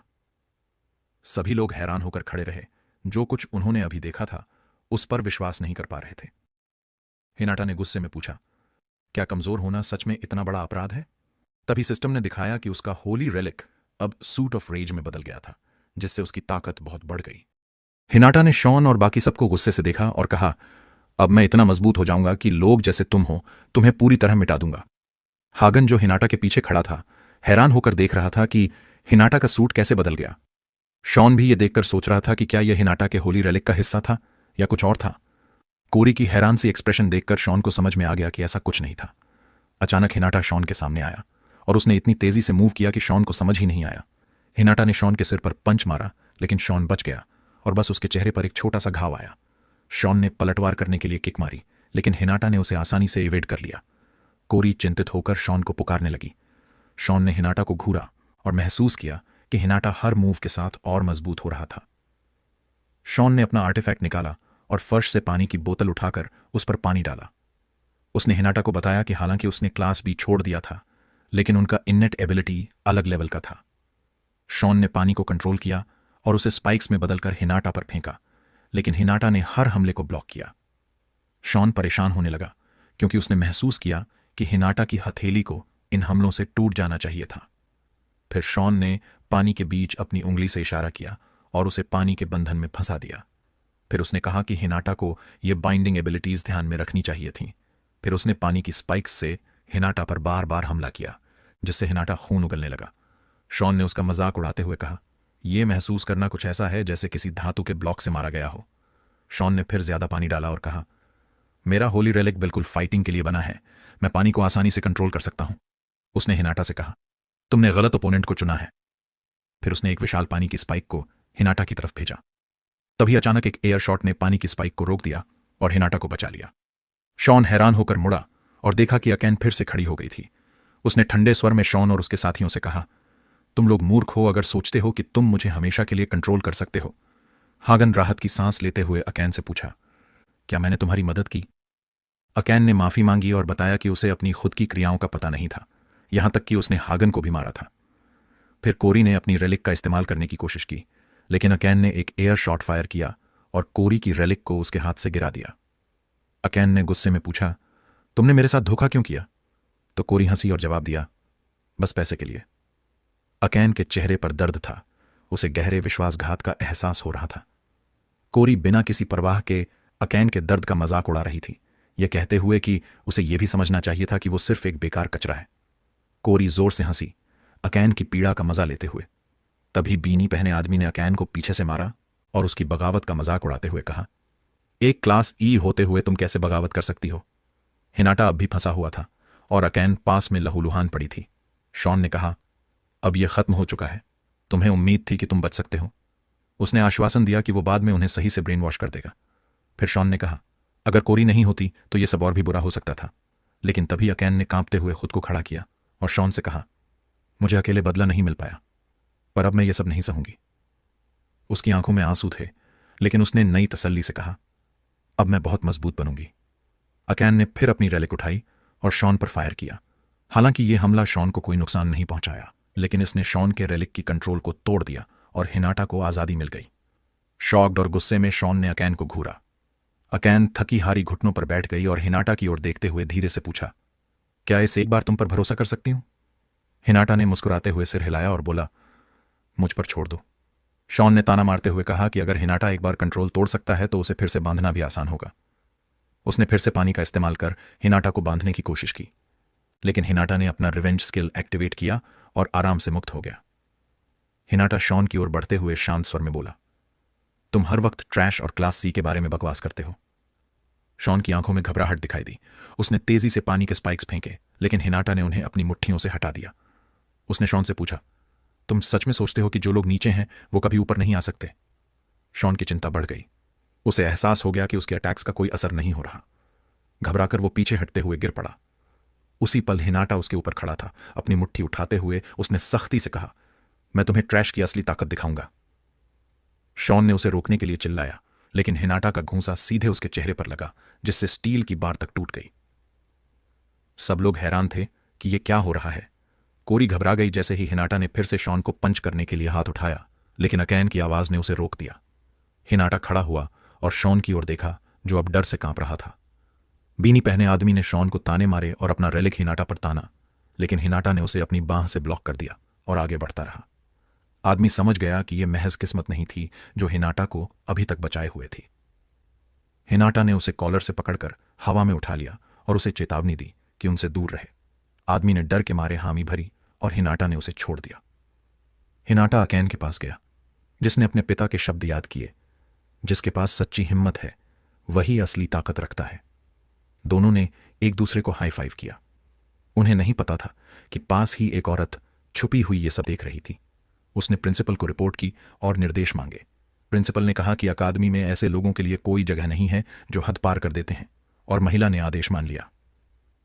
अगले दिन छात्रों की भीड़ बुलेटिन बोर्ड के पास इकट्ठा हुई, जहां निष्कासन नोटिस लगा था। नोटिस में लिखा था कि कोरी, तनीमा, सुनोसी, दामुन और टोमार को निकाल दिया गया है और अब उन्हें वल्किरिया एकेडमी में प्रवेश की अनुमति नहीं है। अकैन ने हिनाटा से पूछा कि क्या उसने ये रिपोर्ट किया था, तो उसने सिर हिलाकर कहा कि उसने कुछ नहीं किया। तभी टाकायुकी वहां आया और पूछा कि सब क्या हंगामा कर रहे हैं। हागन ने बताया कि किसी को सही जानकारी नहीं थी। टाकायुकी ने इसे लेम कहा और बोला कि उसे भूख लगी है, और हागन को कैफेटेरिया चलने का न्योता दिया। हागन ने कुछ पल हिनाटा और अकैन की ओर देखा, फिर टाकायुकी के साथ चला गया। हिनाटा ने अकैन से कहा कि वो हागन से खुद बात कर सकती है। अकैन ने कहा कि हागन के अपने कारण होंगे दूर रहने के, यहां तक कि जब उसने कल उसे धन्यवाद कहा तो उसने बस कहा कि उसने कुछ नहीं किया और चला गया। हिनाटा ने समझते हुए सिर हिलाया और जाने लगा। अकैन ने पूछा कि वो कहां जा रहा है, तो उसने जवाब दिया कि वो स्टोर जा रहा है क्योंकि लंच टाइम है। अकैन ने कहा कि वो भी साथ चलेगी। हिनाटा ने आश्चर्य से पूछा, तुम क्यों? तुम्हारा तो खुद का लंच है। अकैन ने झल्लाते हुए कहा, क्या हम साथ में नहीं खा सकते? अकेले लोग साथ रह सकते हैं ना? हिनाटा थोड़ा हिचकिचाया। कुछ देर बाद हिनाटा और अकैन बेंच पर बैठकर लंच कर रहे थे। अकैन ने हैरानी से देखा और पूछा, क्या तेरे रेलिक में नई ताकतें आ गई हैं? उसने कहा कि आमतौर पर रेलिक्स पहले से जो ताकत होती है उसी को बढ़ाते हैं। हिनाटा ने जवाब दिया, क्या पता यह ताकत पहले से थी, पर मैंने ध्यान नहीं दिया। अकैन ने कहा। शायद यह ताकत छुपी हुई थी, इसलिए अब तक दिखी नहीं। हिनाटा ने सिर हिलाया और बताया कि कल की बातों में वो डिटेल्स चेक करने में बिजी था। पर जब रेज सूट अनलॉक हुआ तो उसने देखा कि अपडेट लिस्ट रिफ्रेश हो गई थी और अब ज्यादा ऑफेंसिव ताकतें आ गई थीं। उसे लगा कि शायद हर अपडेट उसके गुस्से से ट्रिगर हो रही है। अगली शर्त क्या होगी ये वो नहीं जानता, पर उसने कहा कि हर बार के इवोल्यूशन के साथ सूट उसे और मजबूत बनाएगा। अकैन ने अपना लंच एक तरफ रखा, फिर खड़ी हो गई और गंभीरता से उसका नाम लिया। उसने दृढ़ता के साथ पूछा, क्या तू मुझे ट्रेनिंग में अपने साथ लेगा? उसने माना कि शायद वो हिनाटा जितनी स्ट्रांग न बन पाए अभी, पर कम से कम उस बीनी वाले से तो स्ट्रांग होना चाहती है। उसने बताया कि उसने कई बार कोशिश की, लेकिन हर बार फेल हुई। हिनाटा ने सिर हिलाया, जिससे अकैन चौंक गई। उसने कहा, मैंने देखा है कि जब तू अपना रेलिक पहनती है, तेरी बॉडी उसी हिसाब से अडेप्ट करती है। पिछले फाइट में तुझे थोड़ी चोटें ही आईं, यह दिखाता है कि तूने मेहनत की है। अकैन के गाल लाल हो गए और उसने थोड़ी शर्माते हुए कहा कि उसे अभी और मेहनत करनी है। उसने हल्की सी मुस्कान के साथ उसका हाथ थामा और शुक्रिया कहा कि वो उसकी मदद कर रहा है और वादा किया कि वो और स्ट्रांग बनेगी। हिनाटा ने भी मुस्कुराते हुए उसका हाथ थामा और दोनों ने साथ में ट्रेनिंग करने का वादा किया। उसी वक्त शिजुको उन्हें हॉलवे से घूर रही थी, चेहरा बिगाड़े हुए। अपने आप से बुदबुदाई, कमजोर लोग मजे कर रहे हैं। उसने पास खड़ी एक सुनहरे बालों वाली लड़की की तरफ मुड़कर पूछा, अपकमिंग रीएवैल्यूएशन एग्जाम के लिए मेरी टीम में आना चाहेगी? तू साथ होगी तो मजबूती मिलेगी। सुनहरे बालों वाली लड़की ने मना कर दिया। शिजुको ने सिर हिलाते हुए कहा कि अगर उसका मन बदले तो बता दे, अभी वक्त है। शिजुको वहां से 3 और स्टूडेंट्स के साथ चली गई और सुनहरे बालों वाली लड़की उन्हें जाते हुए देखती रही। वो जानती थी कि वो तीनों एक्सपेल्ड स्टूडेंट्स के साथ जुड़े हुए थे और उसे लगा कि शिजुको को भी पता था। शिजुको को बस लोगों की ताकत से मतलब था, चाहे उनका कैरेक्टर कैसा भी हो। उसने बाहर देखा, जहां हिनाटा और अकैन खुशी खुशी लंच कर रहे थे। उसने सोचा कि शिजुको को बताना चाहिए कि ऐसे लोगों के साथ रहना रिस्की हो सकता है, पर वो कुछ नहीं बोली। अगले दिन ट्रेनिंग ग्राउंड पर टाकाशिमा गोंजो, जो क्लास सी के टीचर थे, स्टूडेंट्स को इंस्ट्रक्शन दे रहे थे और अपनी ताकत बढ़ाने को कह रहे थे। उन्होंने समझाया कि पवित्र आर्टिफैक्ट्स की ताकत बढ़ाने के कई तरीके होते हैं, पर जैसे जैसे किसी की बॉडी स्ट्रांग होती है वैसे ही रिलिक्स भी स्ट्रांग होते हैं। स्टूडेंट्स एक्सरसाइज कर रहे थे और गोंजो उन्हें याद दिला रहे थे कि भले ही क्लास सी पीछे हो, उनके पास खुद को साबित करने का मौका है। हिनाटा ने अपने शरीर में सटल इंप्रूवमेंट्स देखे। उसे अंदाजा नहीं था कि टाकायुकी उसे घूर रहा था। बाद में क्लासरूम में गोंजो ने अनाउंस किया कि जल्द ही रीएवैल्यूएशन टेस्ट होगा। उसने कहा कि अगर इस बार उन्होंने अच्छा नहीं किया तो क्लास ई से निकलना नामुमकिन होगा। उसने बताया कि इस बार सीक्रेट आर्टिफैक्ट्स के परफॉर्मेंस के अलावा शारीरिक ताकत और निर्णय क्षमता भी देखी जाएगी। गोंजो ने कहा कि इस बार का टेस्ट टीम वर्क पर भी निर्भर करेगा। यह सुनकर टाकायुकी और हागन ने टीम बनाने पर सवाल किए। गोंजो ने समझाया कि टीम में 5 लोग हो सकते हैं और उन्हें अपनी क्लास के बाहर से भी मेंबर्स चुनने की आजादी होगी। टाकायुकी गुस्से में आकर गोंजो से चिल्ला के बोला कि क्लास ई के साथ ऐसा करके उन्हें फेल करने की कोशिश की जा रही है, क्योंकि बाकी क्लास के लोग उनके साथ टीम बनाना नहीं चाहेंगे। गोंजो ने शांत होकर समझाया कि यह भी टेस्ट का हिस्सा है। टीम बनाना जरूरी है, क्योंकि अकादमी वॉरियर्स को गिल्ड लाइफ के लिए तैयार करती है, जहां साथ काम करना जरूरी है। उसने कहा कि क्लास ई से वैसे भी उम्मीदें कम हैं और अगर वो ऊपर उठना चाहते हैं तो मेहनत करनी होगी। टाकायुकी ने अपनी बदकिस्मती को कोसा और सारा गुस्सा हिनाटा पर निकाला, जिसे वो अपनी दिक्कत की जड़ मान रहा था। लंच टाइम पर अकैन ने हिनाटा से रीएवैल्यूएशन टेस्ट के बारे में पूछा। उसने कंफ्यूजन में जवाब दिया तो अकैन ने क्लियर किया कि उसे टीम बनाने की बात कर रही है। उसने कहा कि 2 वैनगार्ड्स और 2 रियर गार्ड्स की टीम अच्छी रहेगी। इतने में टाकायुकी वहां आया और मजाक में बोला, कौन इस सबसे कमजोर लड़के के साथ टीम बनाएगा? अकैन ने पूछा कि वो यहां क्या कर रहा है। टाकायुकी ने हिनाटा को पकड़ते हुए कहा कि वो ज्यादा घमंडी हो गया है और उसे तुरंत जाकर उसके लिए लंच लाना चाहिए। हिनाटा गुस्से से टाकायुकी को घूरने लगा, लेकिन अकैन ने बीच में आकर कहा कि टाकायुकी अपना लंच खुद ले ले। टाकायुकी ने हैरान होकर कहा, क्या तुम सच में हिनाटा के साथ टीम बनाना चाहती हो? अकैन ने बिना सोचे कहा कि हां, उसकी प्लानिंग हिनाटा के साथ टीम बनाने की ही है। टाकायुकी चुप हो गया और अकैन ने गर्व से कहा कि हिनाटा उससे कहीं बेहतर है, क्योंकि टाकायुकी में टीम वर्क की सेंस ही नहीं है। गुस्से में टाकायुकी ने हागन से पूछा कि क्या वो भी हिनाटा और अकैन का साथ देना चाहता है। डर के मारे हागन जल्दी से बोला कि ऐसा नहीं है और उसने टाकायुकी को भरोसा दिलाया कि वो उसी के साथ टीम बनाएगा। टाकायुकी संतुष्ट हो गया। अकैन ने निराश होकर कहा कि क्या वाकई ये हागन की अपनी पसंद है? अकैन ने अपने लंच का डब्बा बंद करते हुए टाकायुकी और हागन से कहा कि उन्हें अपनी रीएवैल्यूएशन टेस्ट की स्ट्रैटेजी खुद देखनी चाहिए। फिर उसने हिनाटा को अपने साथ चलने का इशारा किया और वो साथ चल दिए। हॉलवे में चलते हुए अकेन ने हिनाटा से कहा कि वो हागन पर भरोसा नहीं कर सकती और उन्हें किसी और को ढूंढना चाहिए। हिनाटा ने थोड़ा हिचकिचाते हुए पूछा, क्या तुम्हें लगता है मैं टीम में मदद कर पाऊंगा? उसने मुस्कुराते हुए कहा कि वो अच्छा करेगा और अपनी ताकत पर भरोसा रखे। उसके कंधे पर हल्का सा पंच मारते हुए उसने कहा कि बाकी लोग उसे कम आंकते हैं तो वो सबको टेस्ट में चौंका सकते हैं।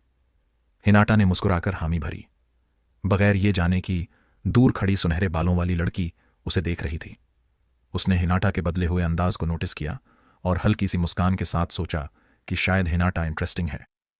उधर क्लास ई में टाकायुकी अपनी खीज निकालते हुए कुर्सी को ठोकर मारकर हिनाटा की अकड़ के बारे में गुस्से से बड़बड़ा रहा था। हागन ने उसे शांत करने की कोशिश की। खुद को काबू में करते हुए टाकायुकी ने अचानक हागन की तरफ देखा और पूछा, पिछले री एवेल्युएशन टेस्ट्स में कभी चोटें या हादसे हुए हैं ना? हागन ने थोड़ा सतर्क होकर हामी भरी। टाकायुकी के चेहरे पर एक चालाक मुस्कान आई। उसने कहा कि reevaluation test D class portal में होता है, जो असली कॉम्बैट जैसा खतरनाक है, जिसमें अनएक्सपेक्टेड हादसे होते हैं।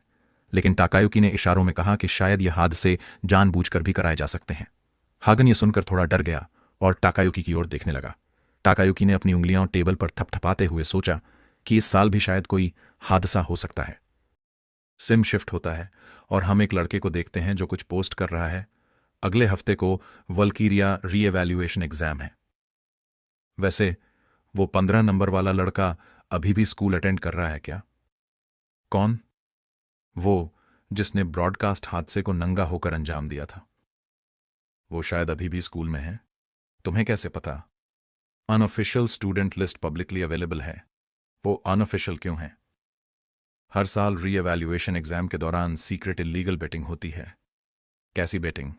कौन सबसे अच्छे स्कोर लाएगा इस पर। तो फेवरेट्स कौन है? शिजुकू और सांची। और वो लड़का जिसने ब्रॉडकास्ट हादसा किया था एकदम आखिरी पोजीशन पर है। इसके बाद हमें ट्रेनिंग ग्राउंड दिखाया जाता है जहां पर हिनाता ट्रेनिंग कर रहा होता है। तभी उसके पीछे से एक बीस्ट हमला कर देता है, लेकिन हिनाता उसे नोटिस कर लेता है और उसके मुंह पर एक बैक किक मारता है और कहता है, हाँ मैं तो थक गया हूं। इसके बाद वह बताता है, इंडोमिटेबल सूट सिर्फ मेरी ड्यूरेबिलिटी बढ़ाता है, लेकिन रेज सूट मेरी स्ट्रेंथ और मेरी ड्यूरेबिलिटी इन दोनों को बढ़ाता है। मैं और ताकतवर बन रहा हूं। रेज सूट बहुत ज्यादा एनर्जी खा जाता है। ऐसा लगता है जैसे स्टैमिना पूरी तरह खत्म हो रहा हो। जिस पर सिस्टम दिखाता है तुम्हारे पास रेज सूट को सही से इस्तेमाल करने की काबिलियत नहीं है। Strength 39/60, durability 45/60, intelligence 0, athleticism 18/20, penalty suit पहनने पर हर सेकंड स्टैमिना कम होता रहेगा। तो क्या इसका मतलब यह है कि अगर मुझे सूट फ्रीली में इस्तेमाल करना है तो मुझे और मजबूत बनना पड़ेगा? फिलहाल के लिए मैं सिर्फ इंडोमिटेबल सूट का इस्तेमाल करूंगा। इसके बाद वहां पर अकेन आ जाती है। हिनाता बोलता है, तुम लेट हो। अकेन बताती है, सप्लीमेंट्री क्लास थोड़ी लंबी चल गई। मिलिट्री स्कूल में यह अजीब है कि तुम्हें एकेडमिक्स में भी अच्छा करना पड़ता है। और वैसे तुमने कभी सप्लीमेंट्री क्लास नहीं ली है ना हिनाता? हिनाता, तुम ये क्यों पूछ रही हो? खैर, मैं बस सोने से पहले थोड़ा पढ़ लेता हूं।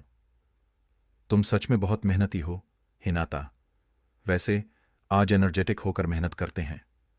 री एवेल्युएशन एग्जाम करीब ही है। हाँ बिल्कुल सही। तभी हिनाता केन को पकड़ता है और एक बड़ी जंप मारता है और हम देखते हैं एक अटैक को जो उनके सामने से निकल जाता है। अकेन कहती है, ये क्या हो रहा है? तभी झाड़ियां के पीछे से एक लड़की निकल कर आती है। कहती है, तुम सच में बदल गए हो। पहले वाले तुम ये अटैक नोटिस नहीं कर पाते। हिनाता पूछता है, कौन हो तुम? अकेन बताती है, मुझे पता है कि तुम कौन हो। शिरोहाने साची। अब जब मैं यह सोचती हूं तो एक अफवाह है कि तुम भी शिजुकू जितनी ताकतवर हो जो क्लास ए से है। साची ने कहा, हाल ही में शिजुकू थोड़ा अजीब बिहेव कर रही है। हाँ तो मैं तुम्हें थोड़ा टेस्ट करूंगी। क्या? साची अपने स्पेयर से हिनाता की तरफ अटैक करती है, लेकिन हिनाता समय पर अपने गर्दन को साइड में कर लेता है और उसे स्पेयर को पकड़कर उसे दूर फेंक देता है। लेकिन साची हवा में ही एक अटैक चार्ज करके हिनाता की तरफ कर देती है, जहां पर एक धमाका होता है। अचानक सांची धुएं में से हिनाता की ओर अटैक कर देती है। लेकिन हिनाता अपने एक हाथ से अटैक को ब्लॉक कर देता है और दूसरे हाथ से उसकी ऑल अटैक कर देता है। सांची पीछे हट जाती है और एक स्माइल करती है। इसके बाद वह अपना एक फाइनल अटैक करती है, लेकिन हिनाता के ठीक गर्दन के सामने रुक जाती है और कहती है, तुम सच में बहुत बदल गए हो। अगर तुम अपनी स्किल्स छुपा नहीं रहे थे तो सच में तुमने जबरदस्त ग्रोथ की है। हिनाता पूछता है, तुम्हें क्या चाहिए? सांची उसकी ओर देखकर स्माइल करती है और कहती है, सब लोग इस रीएवैल्यूएशन एग्जाम के लिए मेरे साथ टीम बनाना चाहते हैं, लेकिन अगर मुझे किसी के साथ टीम बनानी ही पड़ी तो मैं किसी इंटरेस्टिंग इंसान को प्रेफर करूंगी। तुम मजेदार लग रहे हो, मेरे साथ टीम बनाना चाहोगे?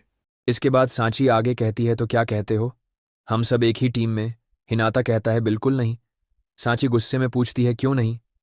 हिनाता बताता है, मुझे समझ नहीं आता कि तुम बिना बात के मुझ पे अटैक करते हो और फिर एक्सपेक्ट करते हो कि हम साथ मिलके काम करें। और वैसे भी तुम्हारे साथ टीम अप करना शायद मुझे एक बेटर क्लास में पहुंचा देगा, लेकिन कोई मेरी अपनी स्किल्स को एक्नॉलेज ही नहीं करेगा। सब लोग सिर्फ बुरा बोलेंगे और कहेंगे कि मैंने तुम्हें यूज़ किया। मेरे पास अपने रीज़न हैं एक गिल्ड ज्वाइन करने के लिए, इसलिए मुझे अपनी ताकत से ही अपनी पहचान बनानी होगी। सांची उसे देखते हैं और कहती है, तुम सच में काफ़ी इंटरेस्टिंग हो, है ना? जल्दी करो और टॉप पर पहुंचो, मैं तुम्हारा वहीं इंतज़ार कर रही हूं। अकेन हिनाता को हिलाते हुए कहती है, कितनी बेकार बात है, तुम्हें टीम अप के लिए हाँ कर देना चाहिए था। हिनाता कहता है, तुमने मेरी बात सुनी भी थी, वैसे भी वो तुम में इंटरेस्टेड था ही नहीं। उसका एटीट्यूड ऐसा था जैसे उसे कोई फर्क ही नहीं पड़ता उन लोगों से जो उसे इंटरेस्टिंग ना लगे। अकाने ने सिर हिलाते हुए कहा, आई सी। हिनाता कहता है, अगर ऐसा है तो किसी कोऑपरेशन की उम्मीद करना पॉइंटलेस है। बेटर होगा कि हम अपने स्कोर्स पर फोकस करें। अकेन थोड़ा ऑकवर्डली ब्लश करते हुए उसने कहा, वेल, अगर ऐसा है तो ठीक है। वो धीरे धीरे हिनाटा के पीछे चलने लगी। हिनाता गहरी सोच में पड़ गया। उसने खुद से कहा, तो ये है क्लास ए की टॉप स्टूडेंट की स्किल। उसे शिरोन सांची का इमेज याद आया, उसकी स्पीड, टैक्टिक्स, स्ट्रेंथ, हर चीज में एक्सीलेंट। फिर उसने हाल की सिचुएशन पर सोचा। उसने महसूस किया कि शिरोन सांची ने उस पर इजी लिया, जबकि वो एनहांस्ड आर्मर के साथ उसका सामना कर रहा था, लेकिन फिर भी वो उसे हराने में नाकाम रहा। उसने निराशा में अपना सिर झुका लिया और बुदबुदाया, मैं अभी भी बहुत पीछे हूं। उसने अपनी आर्मर की करंट वर्जन चेक की, अनयील्डिंग अपग्रेड लिस्ट। वो इन्फॉर्मेशन पैनल को ब्लैंक स्टेयर से देखने लगा। ऐसे तो मैं उसके बराबर कभी नहीं पहुंच पाऊंगा। मुझे अपग्रेड लिस्ट को और परफेक्ट करना होगा। तभी ऊपर उसकी स्क्रीन पर कुछ दिखा। ये क्या है? उसने हैरानी से कहा। स्क्रीन पर लिखा था, आपको बोसम कैनाई सुपरनेचुरल क्रिएचर के साथ मिलने का अवसर प्राप्त हुआ है। दूर स्ट्रेटेजिक हेडक्वार्टर्स की इम्पोजिंग बिल्डिंग में अलायंस एसोसिएशन की रेगुलर मीटिंग चल रही थी। एक बड़े सर्कुलर टेबल के चारों ओर हाई रैंकिंग ऑफिशियल्स बैठे थे। डिफेंस मिनिस्टर हागन रेनपेई स्क्रीन पर डेटा देखते हुए बोले, अगला एजेंडा है डायमेंशनल पोर्टल्स की अपीयरेंस का कॉज। दुर्भाग्यवश अभी तक हमें कोई नई जानकारी नहीं मिली। फीनिक्स रैंक एस एसोसिएशन के हेड कगुरा किन्जी अपनी चेयर पर कैजुअली लीन करते हुए अटेंटिवली सुन रहे थे। डेलोरस रैंक एस एसोसिएशन की हेड शेयर ट्रूमन अपने हाथ गोद में रखे फोकस्ड थीं। हागन ने कहा, जो लोग पोर्टल्स के थ्रू आ जा रहे हैं उनके बारे में कुछ पता चला। उन्होंने विक्टर रैंक एस एसोसिएशन के हेड इश ओई की ओर देखा और पूछा, क्या तुम्हें कुछ पता चला? कगुरा किन्जी ने हल्के अंदाज में कहा, सब कुछ अभी भी मर्की है। हम पोर्टल्स को बंद करने की पूरी कोशिश कर रहे हैं। शॉय ने जोड़ा, अगर हमें कुछ पता चलता तो हम रिपोर्ट कर देते। शेयर ट्रूमन ने सहमति में कहा, हमारे पास भी कुछ नया नहीं है। किसी ने कॉन्फिडेंटली कहा, साहब को कुछ नहीं पता, या फिर वो जानबूझकर कुछ छुपा रहे हैं। अगर कुछ नहीं किया गया तो ये बहुत इनकन्वीनियंट हो जाएगा। शेयर ट्रूमन ने कोल्डली जवाब दिया, मुझे अपनी कैटेगरी में मत रखो। शोई हार मानने वाले नहीं थे। उन्होंने पलटकर कहा, ओह रियली? हागन रेनपेई ने बीच में हस्तक्षेप करते हुए कहा, अहम, काम डाउन, सबको अपना काम करना होगा। हागन रेनपेई ने कहा, कुरा, पिछले 6 महीनों में तुम्हें कुछ पता चला? हेवंस ग्रेस रैंक्स एसोसिएशन का हेड कुरैन कुर्रा ने अपनी आंखें चौड़ी करते हुए कहा, मुझे ऐसा लगता है कि पोर्टल्स के बीच की दूरी धीरे धीरे कम हो रही है। कमरे में माहौल सडनली शांत हो गया। हर किसी के मन में अलग अलग विचार आने लगे। उन्होंने सोचा, फिलहाल हम इसे सह सकते हैं, लेकिन शेयर ट्रूमन ने कहा, अगर हम इसे हैंडल नहीं कर पाए तो क्या होगा? सभी के दिमाग में एक ही स्थिति आई, हजारों मॉन्स्टर्स का ह्यूमंस पर हमला। हागन रेनपेई डिफीटेड दिख रहे थे। उन्होंने धीरे से कहा, फिर से वही डिजास्टर होगा, है ना? उनके पास बैठे कुरैन कुर्रा ने जोड़ा, और ऊपर से मॉन्स्टर्स और भी पावरफुल होते जा रहे हैं। अगर अगला डिजास्टर हुआ तो डैमेज पहले से भी ज्यादा भयानक होगा। हागन रेनपेई ने टेंशन में कहा, हमें जल्द से जल्द काउंटर मेजर्स निकालने होंगे। कगुरा किंजी ने अपने चश्मे को एडजस्ट करते हुए कहा, उसके लिए हमें टैलेंटेड लोग चाहिए, है ना? हागन ने सहमति में कहा, एग्जैक्टली। सेसर्स की ट्रेनिंग कैसी चल रही है? वल्कीरिया एकेडमी के प्रिंसिपल त्सुशिमा अत्सुशी ने कॉन्फिडेंटली जवाब दिया, हमारे पास कई टैलेंटेड इंडिविजुअल्स हैं जो अच्छी तरह से डेवलप कर रहे हैं। उन्होंने खुशी से मुस्कुराते हुए जोड़ा, हम जल्द ही एक री-इवैल्यूएशन आयोजित करेंगे। कगुरा किंजी ने एक बार फिर खुद को अथॉरिटी की तरह बिहेव करते हुए पूछा, काया, ऐसे कोई स्टूडेंट्स हैं जिन पर हमें खास नजर रखनी चाहिए? त्सुशिमा अत्सुशी ने जवाब दिया, ऑफ कोर्स, ऐसे स्टूडेंट्स हैं। उन्होंने याद करते हुए कहा, among the first year students मिनासी शिजुकू और शिरो हनाची काफी प्रोमिनेंट हैं। उन्होंने आगे बताया, उन दोनों के अटैक्स एक्सेप्शनली एलिगेंट हैं। वे अपने डिवाइन वेपन्स की लाइफ फोर्स को फ्रीली मैनिपुलेट करते हैं। उन्होंने कहा, शिजुकू के पास रियून ऑरियर है जो एक डिवाइन वेपन है और explosive source of energy create कर सकता है, और सांची के पास गेब बॉल्ग है। स्क्रीन पर दिखते डिटेल्स को देखकर हर कोई इंटरेस्टेड हो गया। शॉय ने कमेंट किया, तो दोनों के पास डिवाइन वेपन्स हैं और इमेंस डिस्ट्रक्टिव पावर भी। शेयर ट्रूमन हल्के से हंसते हुए बोली, ये शिजुकू हमारी एसोसिएशन के लिए यूजफुल हो सकता है। कगुरा किंजी ने कोल्डली कहा, और कोई वर्थ मेंशनिंग है? त्सुशिमा अत्सुशी थोड़ा हेजिटेट करते हुए बोले, देयर इज स्टिल समवन, लेकिन मैं चाहता हूं कि आप सब उन्हें री-इवैल्यूएशन में खुद देखें। कगुरा किंजी ने डिसएग्रीमेंट जताते हुए पूछा, वह कौन है? त्सुशिमा अत्सुशी ने समझाया, हमने अभी तक उस खाली स्थान को भर नहीं किया है और वो काफी समय से खाली है। बात खत्म करते हुए कगुरा किंजी ने अपना चेहरा नीचे कर लिया और एक डेंजरस एक्सप्रेशन के साथ कहा, अब जब मैं इसके बारे में सोचता हूं तो उस पोजीशन को छोड़ने वाले के बेटे का नाम तुम्हारे स्कूल में है, राइट? आसाई हिनाटा, क्या वो अभी भी वहां पढ़ रहा है? शेयर ट्रूमन हैरान होकर बोली, आसाई हिनाटा? कुरैन कुर्रा को अचानक याद आया, are you talking about that naked child? उन्होंने भी याद करते हुए कहा, वही, जिसके पास डिवाइन वेपन है लेकिन वो वेपन्स यूज नहीं कर सकता। प्रिंसिपल त्सुशिमा अत्सुशी ने बड़ी मुस्कान के साथ जवाब दिया, यस, वो अभी भी हमारा स्टूडेंट है। कगुरा किंजी ने अपनी चेयर पर लीन करते हुए नाखुशी जताई, आई कांट अंडरस्टैंड इट। उसे तो ये रियलाइज करना चाहिए कि उसका डिवाइन वेपन यूजलेस है, राइट? फिर भी वो इसे क्यों रखता है? क्या वह बेवकूफ है? त्सुशिमा अत्सुशी ने उसका बचाव करते हुए कहा, ऐसा नहीं है। स्क्रीन की ओर देखते हुए त्सुशिमा अत्सुशी के चेहरे पर प्राउड स्माइल आई। उन्होंने कहा, सरप्राइजिंगली वो लड़का आसाही हिनाटा इस बार याकुन अकाने के साथ ट्रेनिंग कर रहा है। शायद इस बार वो एक शानदार वॉरियर बन सकता है। री-इवैल्यूएशन एग्जाम डे। आसमान में फायरवर्क्स छाए हुए थे और लोग इधर उधर भाग दौड़ कर रहे थे। एक रिपोर्टर ने अनाउंस किया, लुक एट दिस, एक नॉर्मल स्कूल इवेंट के मुकाबले ये इवेंट अनबिलीवेबली हॉट है। लोग डिमेंशनल पोर्टल की ओर इशारा करते हुए बातें कर रहे थे। इस साल वल्कीरिया एकेडमी का री-इवैल्यूएशन एग्जाम एक अचानक खुले हुए रैंक डी डिमेंशनल पोर्टल के माध्यम से किया जा रहा था। इवेंट ग्राउंड्स पर बहुत भीड़ थी। लोग चारों ओर घूम रहे थे। शेयर ट्रूमन ऊपर खड़ी होकर नीचे देख रही थीं। बिना कुछ कहे उन्होंने प्रिंसिपल की ओर देखा और सोचा, इस साल भी काफी जोश भरा लग रहा है। हैरानी की बात है कि लोग इतनी उत्सुकता से हिस्सा ले रहे हैं, जबकि यह टेस्ट हर साल गंभीर चोटें देता है। नीचे स्टूडेंट्स हंसी मजाक कर रहे थे, हाथों में खाना लेकर। त्सुशिमा अत्सुशी ने कहा, हम ऐसे ईरा में जी रहे हैं जहां हर तरफ बैड न्यूज है। शायद लोगों को थोड़ी फ्रेश एयर की जरूरत है। शेयर ट्रूमन ने अनइंटरेस्टेड होकर जवाब दिया, क्या सच में? प्रिंसिपल ने मुस्कुराते हुए कहा, by the way, security team के लिए शुक्रिया। शेयर ट्रूमन ने कहा, आपको मुझे थैंक्स करने की जरूरत नहीं है। नेक्स्ट जनरेशन को ट्रेन करना एसोसिएशन की ड्यूटी है। फिर उन्होंने नीचे की तरफ देखा और पूछा, वो शिजुकू है, राइट? क्या वो वही लड़की है? नीचे खड़े वह दोनों स्टूडेंट्स ने कोल्ड एटीट्यूड दिखाया, जैसे वे किसी को पास आने देना नहीं चाहते थे। फिर उन्होंने देखा, नीचे कुछ स्टूडेंट्स ब्रेड खा रहे थे तो कुछ प्लश टॉयज को गले लगा रहे थे। वहीं शिरवान साई स्नैक्स खाकर खुश हो रही थीं। तेज कदमों की आहट सुनाई दी। क्या यहाँ कोई ऐसा बच्चा है जो देखने लायक है? ये आसाही, हिनाटा और याकुन अकाने थे।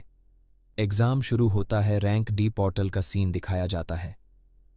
एक स्टूडेंट सोड पकड़ते हुए कांप रहा था। हे, क्या यह शुरू हो चुका है? एक न्यूज़ फीड स्क्रीन पर दिखाई दिया। जॉयफुल कप ने जोड़ा, यह वही समय है जिसका हर साल इंतजार रहता है। काऊ ने जवाब दिया, मैंने इस इवेंट के लिए पूरा दिन छुट्टी ली है। तभी एक मॉन्स्टर ने एक स्टूडेंट को पकड़ लिया और ग्राउलिंग की। उसके फ्रेंड ने डरकर चिल्लाया। मॉन्स्टर ने हाथ उठाया उसे स्ट्राइक करने के लिए। डर से रो रही लड़की ने कॉशियसली अपनी आंखें खोलीं, लेकिन कुछ हुआ नहीं। टीचर्स ने अपनी टेरिफाइंग अटैक से उस मॉन्स्टर को हरा दिया। एक टीचर ने उसका हाथ पकड़ा और कहा, फॉलो मी, मैं आपको एग्जिट तक ले चलता हूं। लड़की, जिसकी आंखों में अभी भी आंसू थे, बोली, हां। एक लार्ज स्क्रीन पर रिपोर्टर ने कहा, are you enjoying the video? Reporter ने कमेंट्री जारी रखी। डेलोरस एसोसिएशन कभी डिसअपॉइंट नहीं करता। एरिया सिक्योरिटी तेजी से सिक्योर कर ली गई है। रिकॉर्डिंग प्लेन ऊपर से उड़ते हुए लगातार एग्जाम की सेफ्टी सुनिश्चित कर रहे थे। दो टीचर्स ने कैमरा की तरफ देखकर मुस्कुराते हुए हाथ हिलाया। अब चलिए एग्जाम के रूल्स की रिव्यू करते हैं। एक ग्रुप के स्टूडेंट्स लगातार मॉन्स्टर्स पर अटैक कर रहे थे। स्टूडेंट्स को पोर्टल के अंदर इवैल्यूएशन पॉइंट्स लेने के लिए पहले मॉन्स्टर्स को हरा के उनसे मैजिक स्टोन्स कलेक्ट करने होंगे। बहुत से स्टूडेंट्स कुछ ढूंढ रहे थे और उन चीज़ों को भी कलेक्ट कर रहे थे जो पोर्टल के अंदर से उठाई जा सकती हैं, जैसे ओआरएस या प्लांट्स जो इवैल्यूएशन पॉइंट्स देंगे। दो छात्रों ने अपनी लूट को पकड़ा और मुस्कुराए। कैमरे ऊपर से रिकॉर्ड कर रहे थे। इसके अलावा उनका टीम वर्क भी इवैल्यूएट किया जाएगा। एक स्टूडेंट ने शील्ड स्किल यूज किया और एक मॉन्स्टर के अटैक को ब्लॉक किया, जबकि दूसरा स्टूडेंट अपनी बो तैयार कर रहा था। दोनों ने मिलकर उस मॉन्स्टर को हराया। एक ड्रोन ने इसे रिकॉर्ड किया। रिपोर्टर खुशी से मुस्कुराते हुए बोली, टाइम लिमिट 60 मिनट्स है। इस साल कौन से स्टूडेंट स्टैंड आउट करेंगे? आसाही, हिनाटा और याकुन अकाने भीड़ में खड़े होकर वीडियो देख रहे थे। याकुन अपनी लॉलीपॉप चबाते हुए बोली, मुझे नहीं पता, बट मुझे थोड़ा अनईजी फील हो रहा है। आसाही ने उसे देखा और पूछा, मुझे समझ नहीं आ रहा, तुम क्या कहना चाह रही हो? याकुन अकाने ने नाखुश होकर मुंह सिकोड़ा, हम इस टेस्ट को सीरियस ले रहे हैं, लेकिन वो इसे एक वैरायटी शो की तरह ले रहे हैं। फिर उसने अपनी लॉलीपॉप को हाथ में उठाया और उसे देखने लगी। आसाही, हिनाटा ने थोड़ा हिचकिचाते हुए कहा, लेकिन वो अपनी बात पूरी नहीं कर पाया, क्योंकि तभी एक तेज आवाज ने उसे पुकारा। कुरमुरा, ताकायुकी और हगन दूर से चलते हुए पास आए। क्यों परेशान हो? तुम तो सेंटर ऑफ अटेंशन हो। आसाही, हिनाटा कंफ्यूज्ड होकर बोला, सेंटर ऑफ अटेंशन? ताकायुकी ने धैर्य से समझाया, अरे क्या तुम्हें नहीं पता? री इवैल्यूएशन एग्जाम की ऑनलाइन न्यूज़ बहुत पॉपुलर है। कुरमुरा ताकायुकी ने कुछ कदम और पास आकर कहा, इस बार क्या वो कॉस्प्लेयर एक्ट कर रहा है? फिर उसने अपना चेहरा हिनाटा के करीब लाते हुए मजाक में कहा, तुम फिर से कुछ दिखाने की प्लानिंग कर रहे हो क्या? ये तो ऑब्वियस है। हाँ हाँ। याकुन अकाने ने गुस्से में पीछे से जवाब दिया, तुम यहां सिर्फ ये सब कहने आए हो क्या? ताकायुकी ने अपने हाथ पॉकेट्स में डालते हुए कहा, नहीं, मैं तो बस यहां से गुजर रहा था और देखा। फिर उसने हिनाटा के कंधे पर हाथ रखकर कहा, इतना टेंशन मत लो, आज का दिन हम सबके लिए इंपॉर्टेंट है, तो लड़ाई मत करो। पास खड़े हैनी ऑकवर्डली एक तरफ देखने लगे। आसाही, हिनाटा ने बस एक नजर डाली, लेकिन कुछ कहा नहीं। इस बीच रिपोर्टर ने कहा, और अब हम दूसरे ग्रुप के साथ एग्जाम शुरू करने जा रहे हैं। जिन स्टूडेंट्स का नाम लिया गया है वो कृपया पोर्टल के सामने आए। कुरमुरा ताकायुकी ने हाथ हिलाते हुए कहा, गुड लक। हगन ने एक बार पलट कर देखा, लेकिन कुछ नहीं कहा। फिर अचानक उसने मुड़कर दौड़ लगा दी। याकुन अकाने ने हैरान होकर पूछा, इसके साथ क्या प्रॉब्लम है? आसाई, हिनाटा ने सिर हिलाते हुए कहा, पता नहीं ये क्या सोच रहा है। फिर एक टीचर मंच पर चिल्लाया, क्या सब तैयार हैं? तकाशिमा गोंजो ने गर्व से हाथ उठाते हुए कहा, ये एक ऑलराउंड एग्जाम है।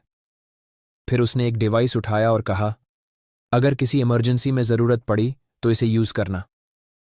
शेयर ट्रूमन ने आर्म्स क्रॉस्ड करते हुए डिग्निफाइड होकर कहा, डिलोर एसोसिएशन तुम्हारी मदद के लिए हमेशा तैयार है। गोंजो की आंखों में एक दृढ़ता आई। उसने जोर से कहा, तो चलिए शुरू करें। दूसरा ग्रुप जल्दी से एग्जाम में शामिल हो गया। कमेंट सेक्शन एक्टिव हो गया। कुत्ते ने कहा, दूसरा ग्रुप शुरू हो चुका है। हीरा ने एक्साइटेड होकर कहा, वो आ रहे हैं गॉग। जिराफ ने कमेंट किया, ये वही लड़की है जो क्लास प्लेसमेंट एग्जाम्स में बहुत चर्चा में थी। हस्की ने भी जोड़ा, देखते हैं मॉन्स्टर्स के खिलाफ उन्होंने कितना इवॉल्व किया है। याकुन आकाने और आसाई हिनाटा तेजी से आगे बढ़ रहे थे। कमेंट्स में हंगामा मच गया। बूढ़े आदमी ने लिखा, वो आ रहे हैं। जिराफ ने हंसते हुए कहा, ये वही बच्चा है जिसने ब्रॉडकास्टिंग इंसिडेंट किया था। ध्रुवीय भालू ने चुटकी ली, सुना है आज फिर से एक इंटेंस नेकेड बैटल्स देखने को मिल सकता है।